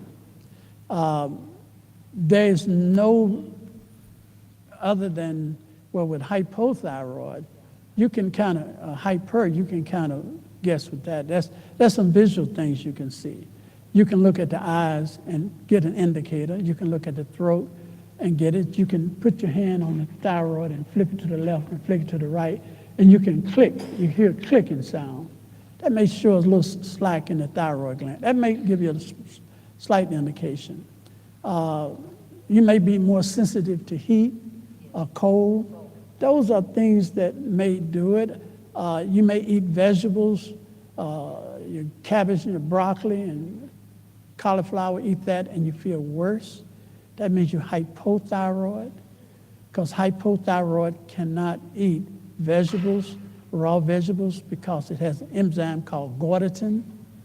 Gaudatin is suppress the function of the thyroid. That don't mean that those vegetables are bad. Those are good vegetables. There's something wrong with you that cannot metabolize the gaudatin in those vegetables. But if you're hyperthyroid, you need plenty of those vegetables, because in hypo, your thyroid is too sluggish, too slow. Hyper is too fast. Gaudatin slows down your thyroid. You don't need that if you're already hypo. But if you're hyper, you need plenty of that because it will slow you down. And there's some herbs you can take to balance that out. But other than that, I get the test done. Thank you. Okay, I have a question, and it's not dealing with cancer or the thyroid. It's dealing with soft tissue scarring, internal. Do you know what can be done about that and how to get rid of that for a long term? It depends where it's located. Esophagus. I'm working with it right now. I'm working with a girl that has inflammation of the esophagus. And they thought she might have had a lump in there, tumor in there, but it wasn't. It's just that the soft tissue swells with inflammation and it's closing up the esophagus and having some difficulty with swallowing and drinking. So what we do with that is, the best thing in the world is to do olive oil rub and then take DMSO. You know what DMSO is? Yes. Take some DMSO and rub it over the olive oil. Don't put the DMSO on before. Put it on after you put the olive oil on. Rub it on. Then take you a cotton cloth about that wide, about that long, enough to do a neck wrap. Dip that in some ice water and wring it out and wrap that. Then take a dry piece of cloth and wrap it on top of that. Then take a piece of wool, a dry wool, and wrap it on top of that. Then take a dry and put it on top of the wool. Then take a piece of plastic, a clean wrap, plastic wrap, and wrap it secure so you got a neck brace. That will reduce the inflammation and swelling and the soft tissue. And how long should that be done? Because this is a frequent occurrence. Well, I mean, no one knows. When it comes to natural medicine, there's no time frame. But they will notice improvement almost immediately doing that. Okay. I work with people that have laryngitis, sore throat, and all that. After one treatment, they feel much better. And basically, it's the same thing. And, you know, just reduce that inflammation. A good way to think about it. If you stump your toe, what happens to your toe? It swells and it hurts, right? Mm-hmm. The swelling is a collection of fluids. The fluid is a protective mechanism to try to keep the inflammation from spreading. So that's your body respond to injury, via fluids. Once the fluid is gone, the swelling is gone, the soft tissue. The soft tissue has fluid mixed with the soft tissue. So you want to get that fluid out of that tissue, reduce the inflammation, and you can correct the problem. Okay. Thank you. Yes. So I have a friend of mine, right? I just thought about it since you were mentioning that, right? He has a growth, like on his neck, right? And it's, I guess I don't know if it's a lymph node. So he said that he had a toothache or a bad tooth or something, but it somehow got infected and then it spread, or I don't know what happened, but it's like it's noticeable, right? It's big. And he said he went to Emory and all these different places to try to get it removed. And they're nervous about that because they're like, well, it's on I think the nerve or something, but if they cut it or whatever, they're afraid that he might be paralyzed in the face or something. How would you go about dealing with something like that? Well, see, I don't know what that is because I don't have enough information. Now, when you say a swelling, it could be a goiter. Well, it's really hard. Well, see, it could be a keloid. It could be a goiter. It could be a tumor. It could be blood trapped, under the skin. I don't know. I don't know what that is. So I would need more information to try to figure out what that is so I can, because they had to be approached different.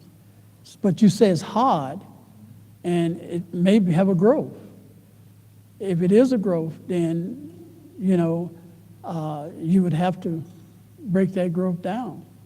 I had a girl had a big tumor in her chest, and they couldn't remove it, same as what you're saying. But knowing how to use the salves, I was able to tell them what to do and how much to use, and we was able to remove it. But you had to be very patient with it. You can't be too aggressive with it. Now, if it's on a major artery running from the brain, it is very dangerous. very dangerous. If that were the case, I probably would use cold laser. I do cold laser treatments. Cold laser. Cold laser? Yes. That's a low intensity laser. It's not a hot laser. Hot laser would cut you like a knife. But a cold laser, you hardly feel it. But it, in time, can cauterize those blood vessels. So to me, that would be the safest route, is to go with a cold laser gun.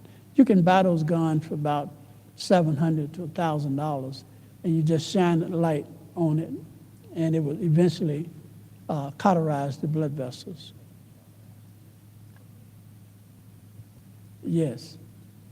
Now, you mentioned that the body parts can renew itself at certain periods of time or days. We get a new part. What about the pancreas? Yeah. Yeah, the pancreas is one of the fastest growing organs to renew itself. And how long did we? I think, if I can remember, it's 7 to 14 days. 7 to 14 days. Now, what happened to a person? How can that help a person who has type 1 diabetes? Well, now, first of all, you have what's called beta cells. The beta cells in the pancreas. If the beta cells are destroyed, then they may be more insulin dependent. I don't know. I need to know a little more about, you said that type 1 or type 2? Type 1. Type 1? Yes. Well, that means that the beta cells are compromised. That means that you need those beta cells to produce insulin. So if the beta cells are compromised, you have to do something that I do a lot. I have to make a chart of the response to my treatment dealing with that type of diabetic condition. In other words, I would monitor their blood sugar level. And if I keep giving them the herbs and the diet, and their blood sugar is high one day, and the next day it's down, and the next day it's low, and then the next day it's high, I want to have a chart to watch that. Because if I notice that certain foods or certain lifestyle making it more higher, then it's probably got some beta cells are still responding, but not enough to clear them of the condition. Then I would go get a bush, not a bush, a leaf from the fig. And my son knows this well because he usually teaches this. I get the fig leaves and I make a tea out of the fig leaves, because fig leaves have enzymes in them that can regrow beta cells. I would give them the fig leaf tea, a juice to drink, to try to regrow those beta cells. It may be a slow process, but there's only a few things that can regenerate beta cells. Figs is one of them. Okay, so how you see? You put them on a real good diabetic program. You got to do that and try to monitor it to see if the blood sugar going up and down. Don't take them off their insulin. Don't take them off their blood sugar medicine.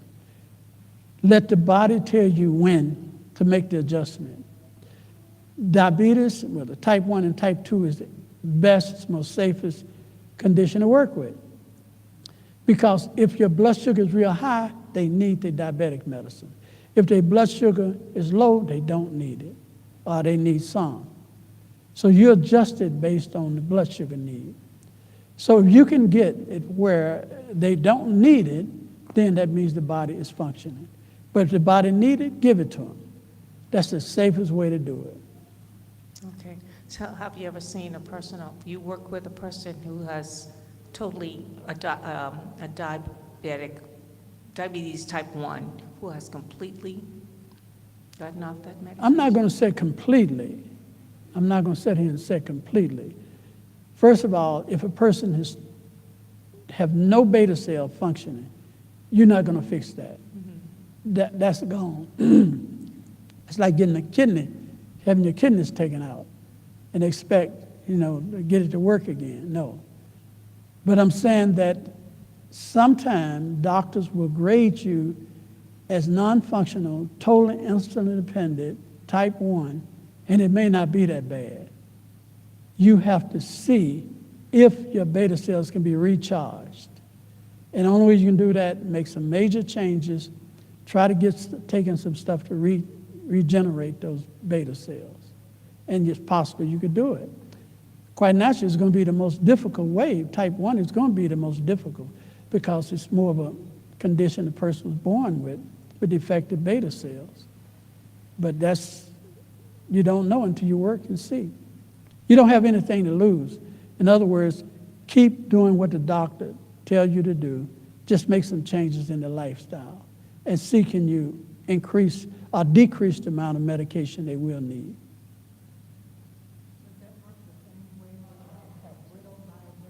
Yeah, brittle diabetes is.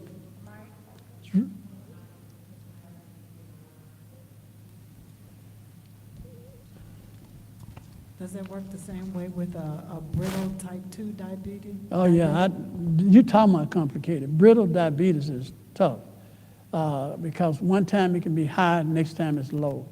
So you really got to be on top of it. The way we deal with brittle diabetes is we had to give them stevia, and we get them licorice root, and we get them golden seal as a natural insulin. Now, the reason for that is that the licorice and the stevia keep it from dropping too low, and the golden seal brings it down. But it is difficult. I will be honest with you, brittle diabetes is real dangerous and real difficult to work with because you don't never know where it's going to be.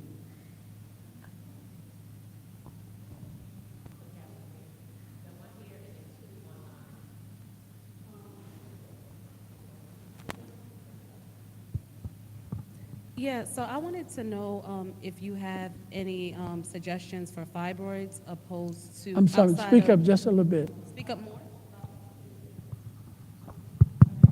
Yeah. Hello? Mhm. Yeah. If you guys have, if you have a suggestion, if you have a suggestion regarding fibroids outside of using castor oil. Oh, yeah. Fibroids is an everyday occurrence with us. And, you know, first of all, I always want to know if the person is hemorrhaging, abnormal hemorrhaging, because that kind of tells me that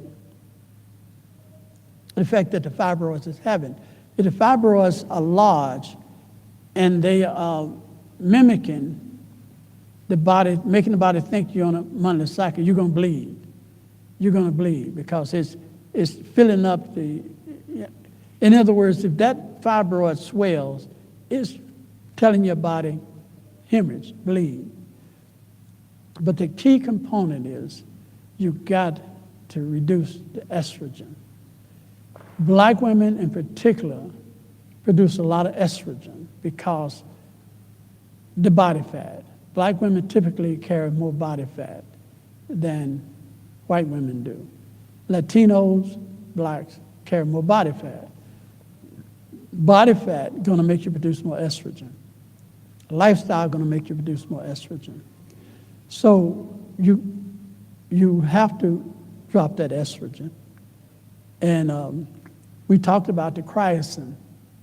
It's an estrogen inhibitor. I would highly recommend looking into that. Easter lily extract, I will look at that. Easter lily. Easter lily, it's a flower. You can buy it, look it up online, and you can buy the cryosin. I would say you definitely need to reduce your estrogen. You need to reduce your estrogen level.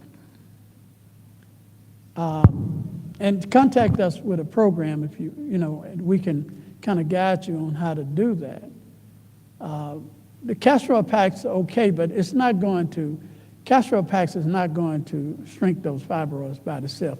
All the castor oil packs are going to do reduce swelling and inflammation, but you're going to have to inhibit that estrogen to really get rid of those fibroids.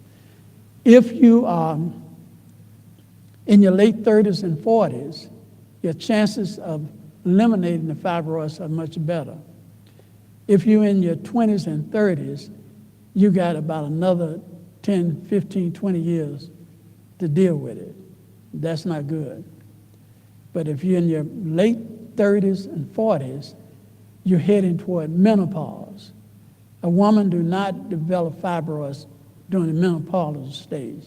She can have them before she go in it, but she do not develop.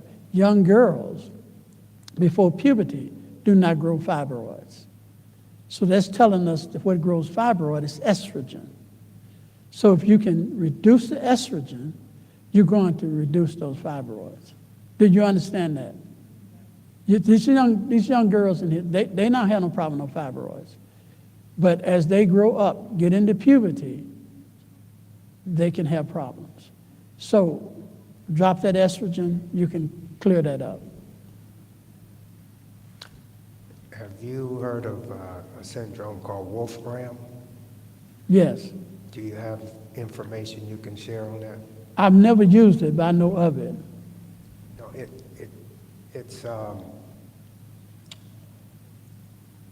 it's something that affects the hypothalamus.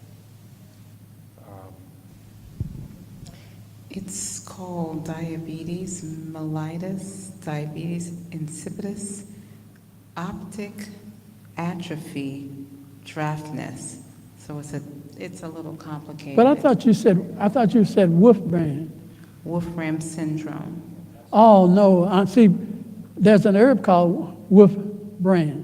Oh, okay. I didn't know what you were talking about, which is a poison herb. It's a deadly poison herb. This is a combination of the word wolf and ram.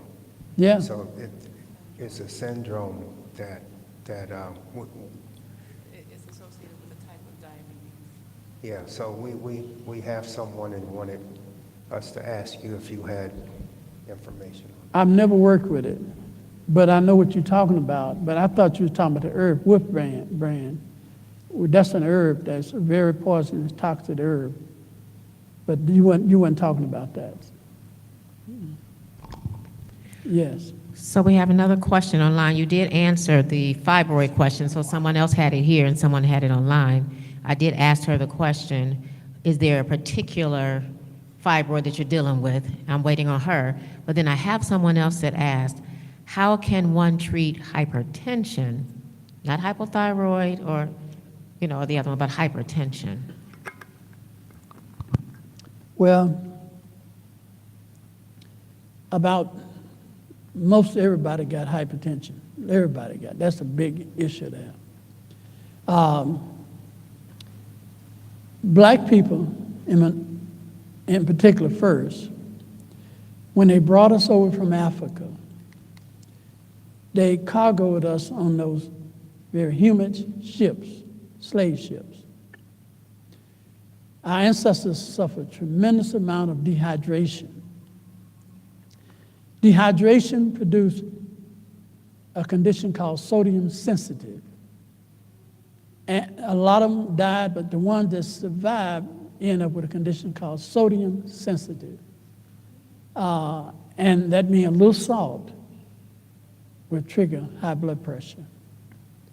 And so we inherit some of those genes. That's why black people particularly have more of a problem with hypertension than white people. Salt. Salt makes your body hold fluids. And so it affects your diuretic hormone. So what you need to do if you have high blood pressure, change the diet. Cut back on your free fats, a lot of protein. Eat more complex carbohydrates. If your pressure is extremely high, go and get you 1 bulb of garlic, chop it up and put it in a blender, fill the blender up and liquefy it, strain it, and give yourself an enema. That's what we call a garlic IV. When you give yourself about a 3 or 4 ounce garlic enema, it takes your pressure down immediately because garlic acts as a solvent. You can rub it on your feet and you taste it in your mouth. When you put it in your rectum, it goes through your bloodstream within minutes and will drop your blood pressure. That's if it's dangerously high and you want to stay out the emergency room. That's the quickest way to do it. And then once again, it's just getting your exercise, monitoring your weight, watching your salt. There's a number of herbs that would help, from cayenne pepper to hawthorn berries, a number of wonderful herbs for hypertension. Magnesium is good for it. That can help you control your high blood pressure. There are different types of high blood pressure. Some affects your kidneys. If you have a kidney cyst, it's going to be very difficult to control it because it's really hard when it's a kidney cyst until you deal with that kidney cyst. No herb is going to correct that until you fix that cyst problem. So if you've been trying a lot of stuff and it's not working, and then another case is women in particular, if a woman can have high blood pressure from hormone imbalance, high estrogen level can make her have high blood pressure. So then that means you got to deal with that. Yes. Okay, we got 2 more questions. They're coming in from online. So we have one who says, what is the true cause of dandruff and how can one be rid of it? That's the first question. Okay, did you say dandruff? Yes, sir, dandruff. Well, I'm saying really, I believe they're going to have to really go on a good detox, clean the system out, because that's a sign of toxicity in the system, and you're expelling it through the dandruff. So I would definitely go on a good detox and do some friction rubs on the scalp, but a detox would be the way I would go with it. Now, you can moisturize it, but that's not going to fix it. The internal problem is there's too much toxin being expelled out the system, and it's showing up through the scalp. I say a total detox. That's what I would recommend for that. And I also hear other elders saying water too, so detoxing and water. Well, that's part of the detox. Yeah, okay. Yeah, when I detox, I'm talking about the 7 channels, not just your bowels. All 7 channels must be clean. And most people don't do that. They clean your bowels. Sometimes they work with the blood. But we deal with all the eliminary organs, from your lungs, your urinary system, your skin, your blood, your liver. We detoxify all of it. If you don't know what you're dealing with and your condition is out of control and nothing seems to be working, do a complete overhaul. Go through a 7-channel detox and you'll find it. But if you're just going to go on the blood, you may miss it. If you're just going to go on a bowel cleanser, you may miss it. But 7 channels will find it out, and most of the time it will correct it. All right, the next question is, what type of soy was that, and where can we get it to lower the PSA levels for prostate? I didn't get that first part. He says, what type of soy, and where can we get it to lower the PSA levels for prostate? Just regular soybeans, soy milk. Soy milk is estrogenic. You see, for a man, when a man has high prostate problem or high PSA, they give him female hormones. All right? That's what they do. They give you female hormones. And what the female hormones do, it blocks the what? Male hormone.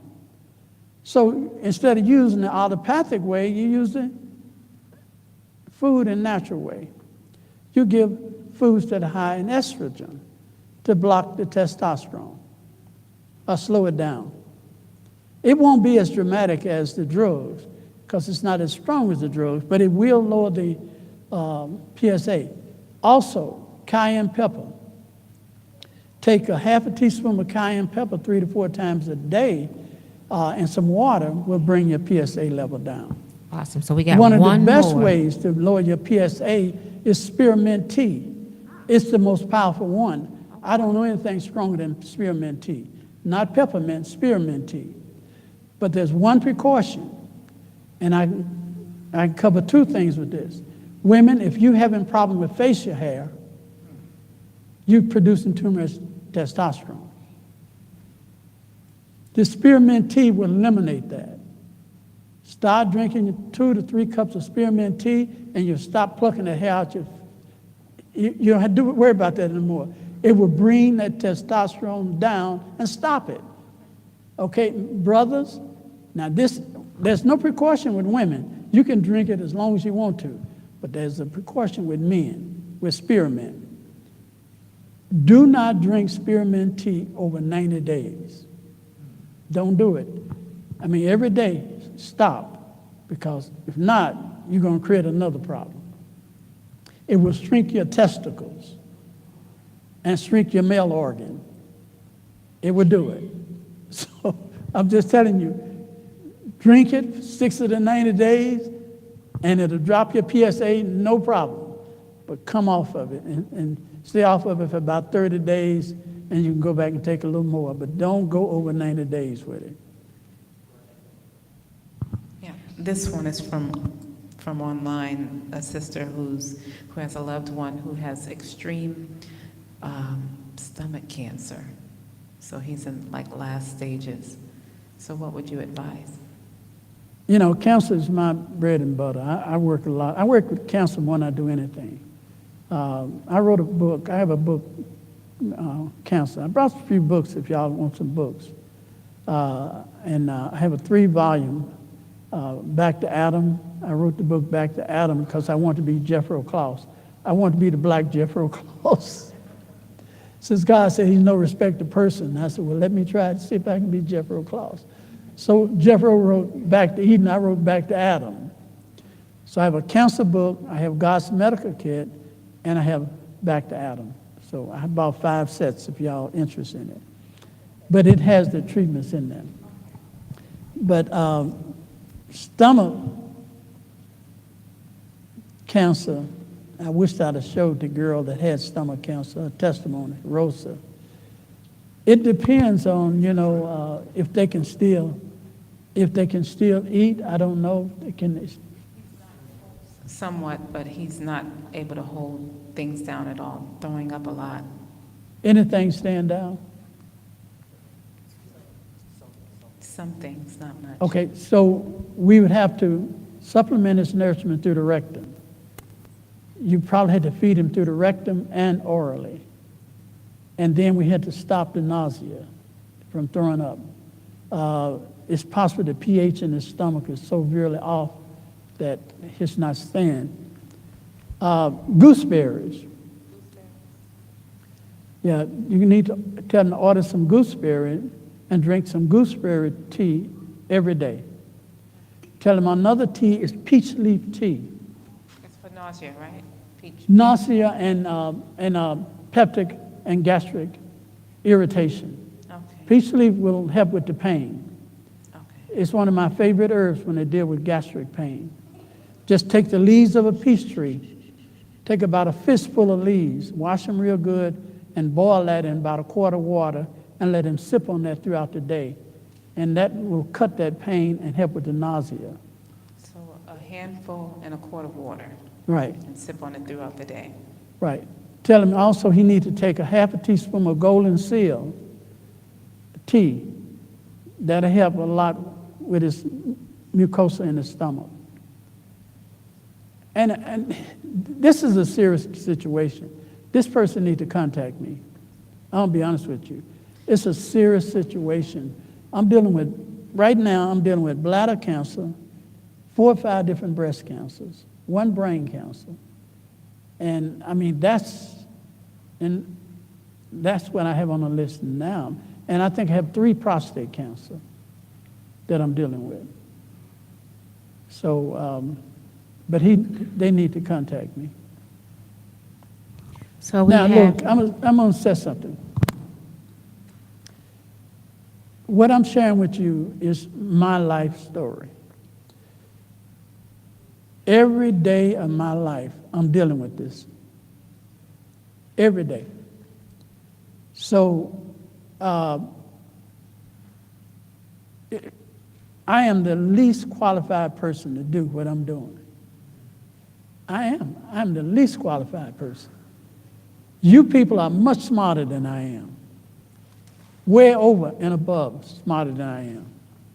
But the only difference is I let God use me. I applied what God had. I had enough faith and confidence in him to do it. But from the intellectual standpoint, y'all are much smarter than me. I tilly-tab on the verge of ignorant. I mean, just being totally dumb. Because I put my education in art. I know art. I can grade art. I can tell you what period. I know everything about it. So that's what I want to be. I want to be a master artist. And I know it. In my whole life, they sent me through school and the university because I was an artist. They didn't care if I could read and write and spell. They didn't care nothing about that. Gave me all kind of scholarships, and I went on through. I didn't have to pay a dime for all the years, 8 years through university. Didn't pay 1 cent because of my gifts. And that's why I say, you people got a good educational background, but you're not applying yourself. You're not making that sacrifice. I promise God that if he would show me how to deal with disease, I would never seek riches or fame. I'm telling about that. And God has blessed me. He really has. And I know what God told me to do. I know I had a gift of healing. Not like the disciples, but God has given me the gift of healing. I have no reservation about it. Most of the stuff I'm telling you, he just give it to me. And he can give it to you, but you've got to make the sacrifice. Are you willing to drop it and follow him? Are you willing to give up? You know, I ain't never bought a new car in my life. I ain't never bought a new suit in my life. I go to the used store and get my suits and everything. And my car, I always get a used car. I'm telling you, people, God will take care of you, but you got to make that sacrifice. And if you don't make it, no. And then finally, I'm getting ready to stop, y'all. God told me to be the very best that I could be. Every day I get up, he tell me, outdo myself. Don't compete against the next man, but compete against myself. I have to outdo Mamon Wilson every day. That motivates me to compete with myself. I don't compete with nobody. People ask me, are you greater than Barbara O'Neill? Oh, no way. Are you greater than Thomas Jackson? No. But my goal is to be greater than Mamon Wilson. And that's what I say to you. Be better than yourself. Push yourself to be the very best, and you'll be the very best. I'm going to have to get ready to stop. Yes, sister. So, Elder Wilson, it looked like we only had 2 more questions. You want me to just let them know to reach out to you? One here and one there. Would you like me to just tell them online to reach out to you? I Or don't do you care want how to take the do last it. 2? It's up to you. I don't care how you do it. So let me ask this question for the online person real fast then. Is that okay? Okay. So the online person said that how to address frequent twitching about the body and some joint pains. Well, see, you know, this could be Tourette syndrome. This could be a nervous condition. Twitching could be form of Parkinson. I have no clue what the twitching is. But usually twitching, if you're twitching in the eyes like that, it's probably Tourette. I don't know if they're saying nervous shaking or, you see what I'm saying? It's just not enough there for me. But when you said twitching, I think of Tourette. That's a nervous condition. But I don't know. I don't know how to respond to that. Okay. All right.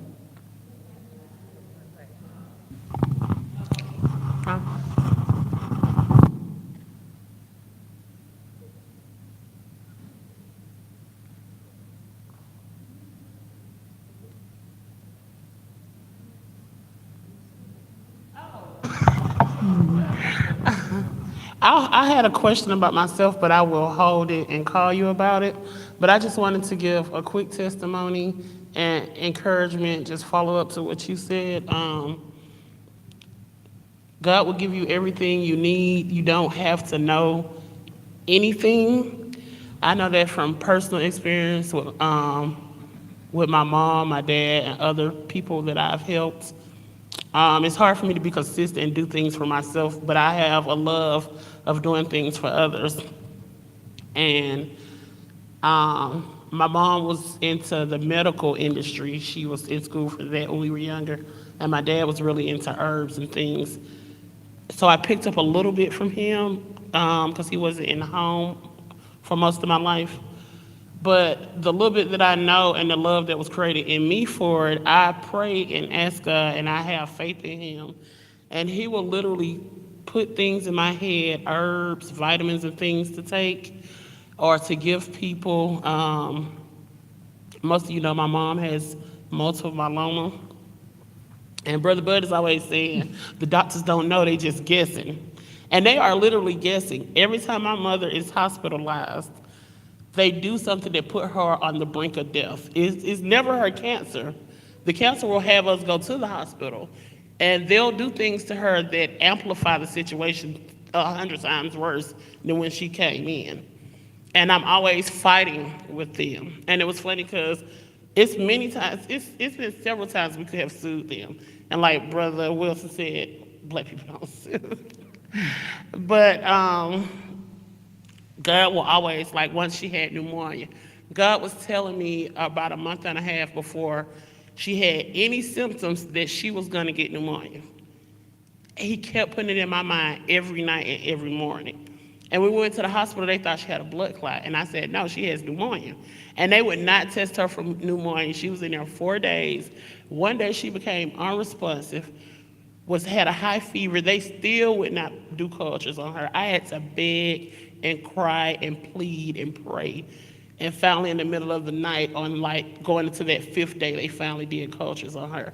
And they said it was going to take a couple days to come back, but it immediately came back in a couple hours that she had pneumonia.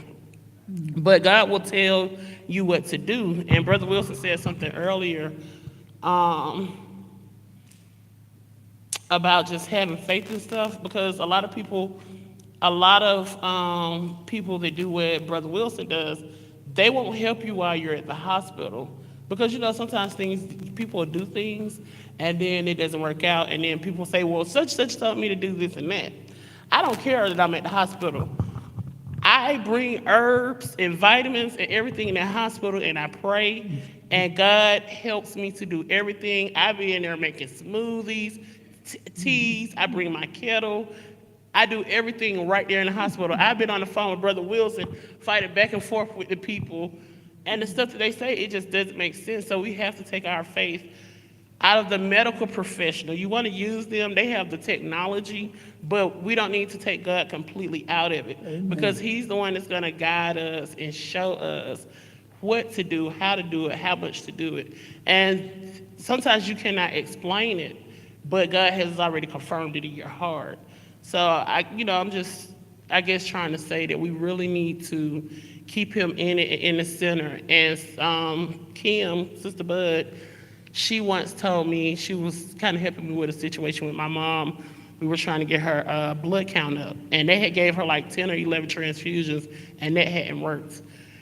And so, and they was trying to get us to do something else, and Kim told me, God also does not like when we're indecisive. And I understood what she said, but I didn't really understand it. But it made sense. If we're indecisive, that means that we're not having faith in God. So even if you do have to take the chemo or whatever, you got to have faith in God that he's going to bring you through. You know, sometimes you have to do a little conventional with natural, yep. But we just have to have faith in him, and he'll give you all the information that you need. And in January, a doctor told my mom that she had probably less than 6 months to live. And we're in the 9th month now. So all glory to God on that. And I really wanted to publicly thank Brother Wilson. He has always answered my calls when he was available. and spoken with me, and you know, God has really used him to help us, and we really thank you for that. Well, I was just hoping you would tell me she was still living. Amen, amen. You know, my closing thought is that, you know, I've worked with State Line Church, you know, and Dr. O, and he's became, well, he went back and got some more training to be a naturopath doctor. And I think that really what makes his church grow is he has really combined the health work there. The health makes a big difference. And the people are rallying behind what he's doing.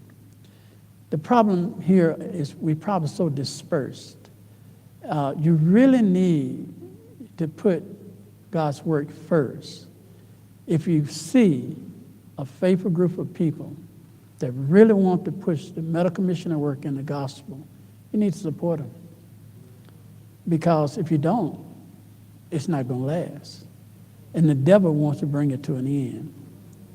You really need to do that. But sometimes we're so committed to our friends, to our people we know, our acquaintance, and that we may be in a situation where they're not promoting the work as such as could be. And I see that. And I just wish to God that we put God's work first. As the disciples did, he sent them out. They had to leave their families. They had to go out and do the work. So you may have to leave your congregation to associate with other groups of people that is really promoting the work. And then maybe you can go back and help some of them.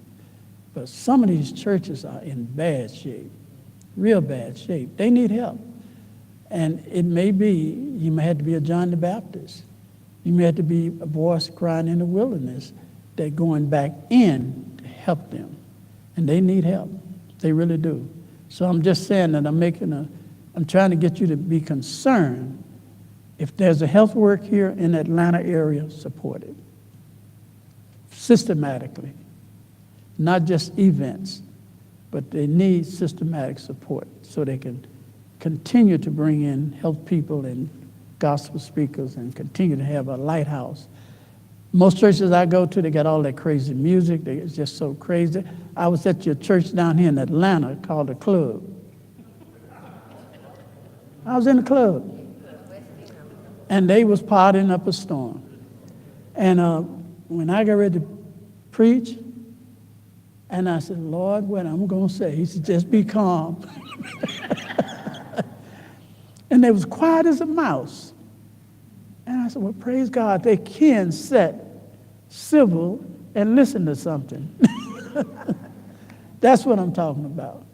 Anyway, bro, I really appreciate you inviting me to come and the church here. And anytime I can be of a help, hey, please let me know. And, you know, and if I can't come, my son, he can come. And you really need to use these young people. Young needs to draw young folks. And, you know, get the young people and organize a health club with young people. Put on special program for young people and let youth come and teach them the health principles. It make a difference. That boy grew up in it all his life. I mean, that's it. I didn't tell him to be a medical missionary. Sure didn't tell him to be a medical physician. 12 years old, he came to me and told me, he said, I want to be a medical missionary. And I tried to take him with me around the world, but his mother wouldn't trust me with it. She wouldn't. She had him in her late age, and she said, I ain't gonna let you take him. You get your eyes off him and somebody take him. So anyway, he travels with me, and I don't force him to do nothing. He's on his own. He just left Germany. He did a training, a camp meeting with Barbara O'Neill. And I mean, he stood toe-to-toe with her. He did. And I wasn't there, so he stood on his own. And he will. And I'm saying that our youth can do it too. Get them an opportunity. Get them involved in this health work. and watch and see what God will do. Thank you, Pastor.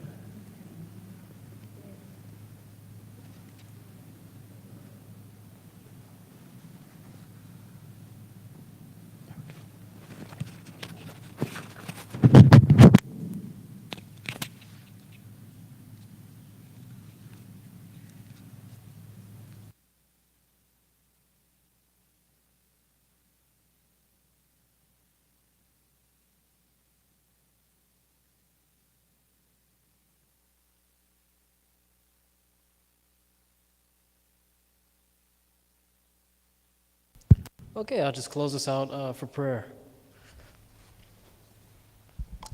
Dear Heavenly Father, Lord, as we had a chance, Lord, to come together, Lord, to know more of you, Lord, to know more of our bodies, Lord, just to come and understand what you have for us. We just thank you, Lord, for this Sabbath day.